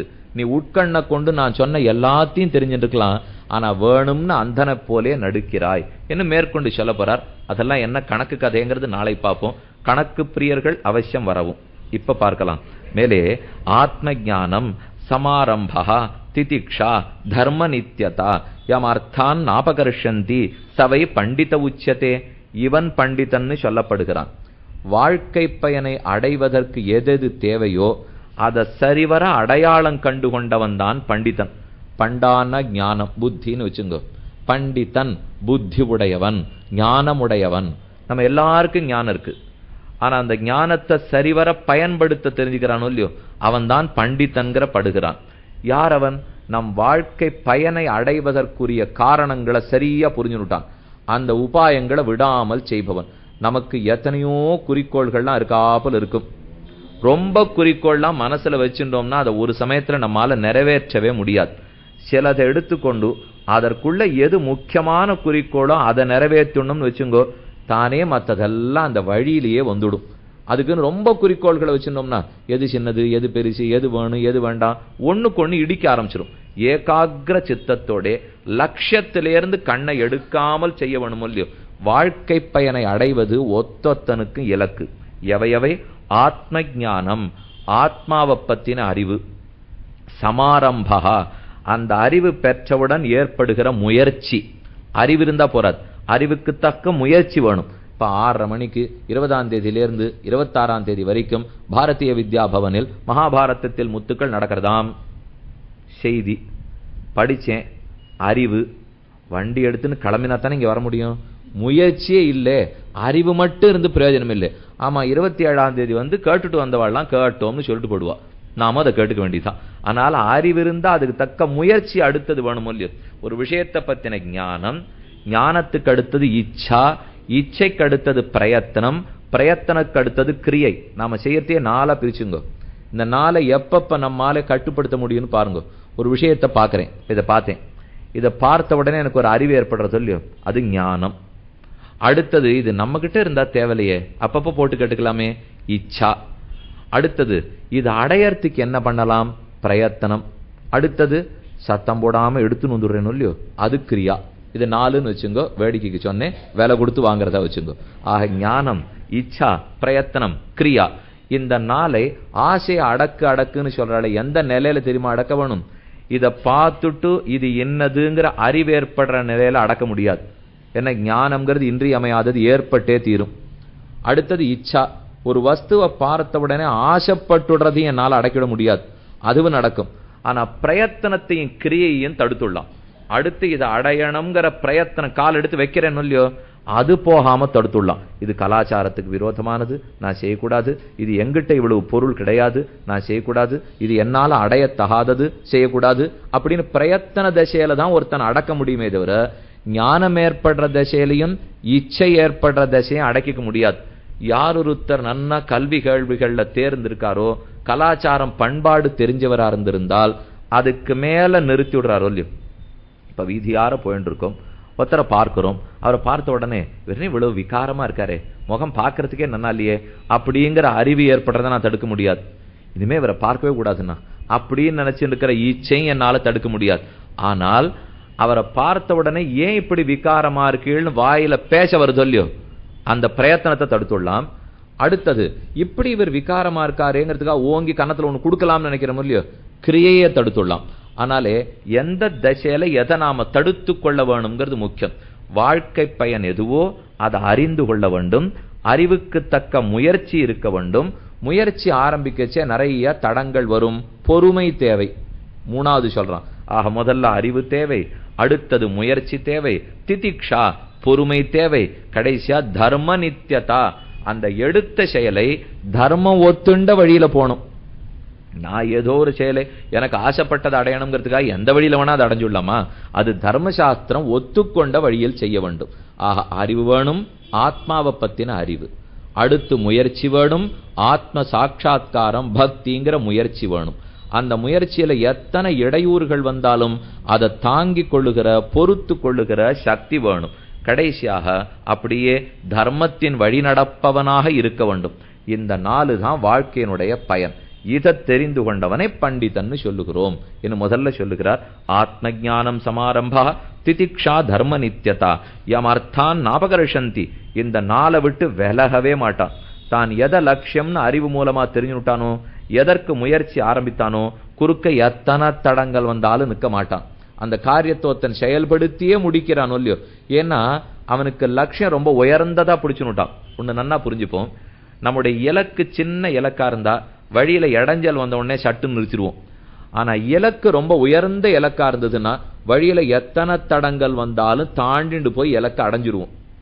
ஒரு வேலை பார்க்குறேன், இந்த வேலையை பண்ணு, உனக்கு 5 ரூபாய் தரேன் அப்படின்னு ஒருத்தர் சொல்றார். அப்படின்னா என்னால் முடிஞ்சதுன்னா செய்வேன், இல்லைன்னா விட்டுட்டு போடுவேன். இந்த வேலை பண்ணு, 5 லட்சம் ரூபா உனக்கு தரேன் அப்படின்னு ஒருத்தர் சொன்னார். முயற்சி அதிகமாயிடுறது இல்லையோ?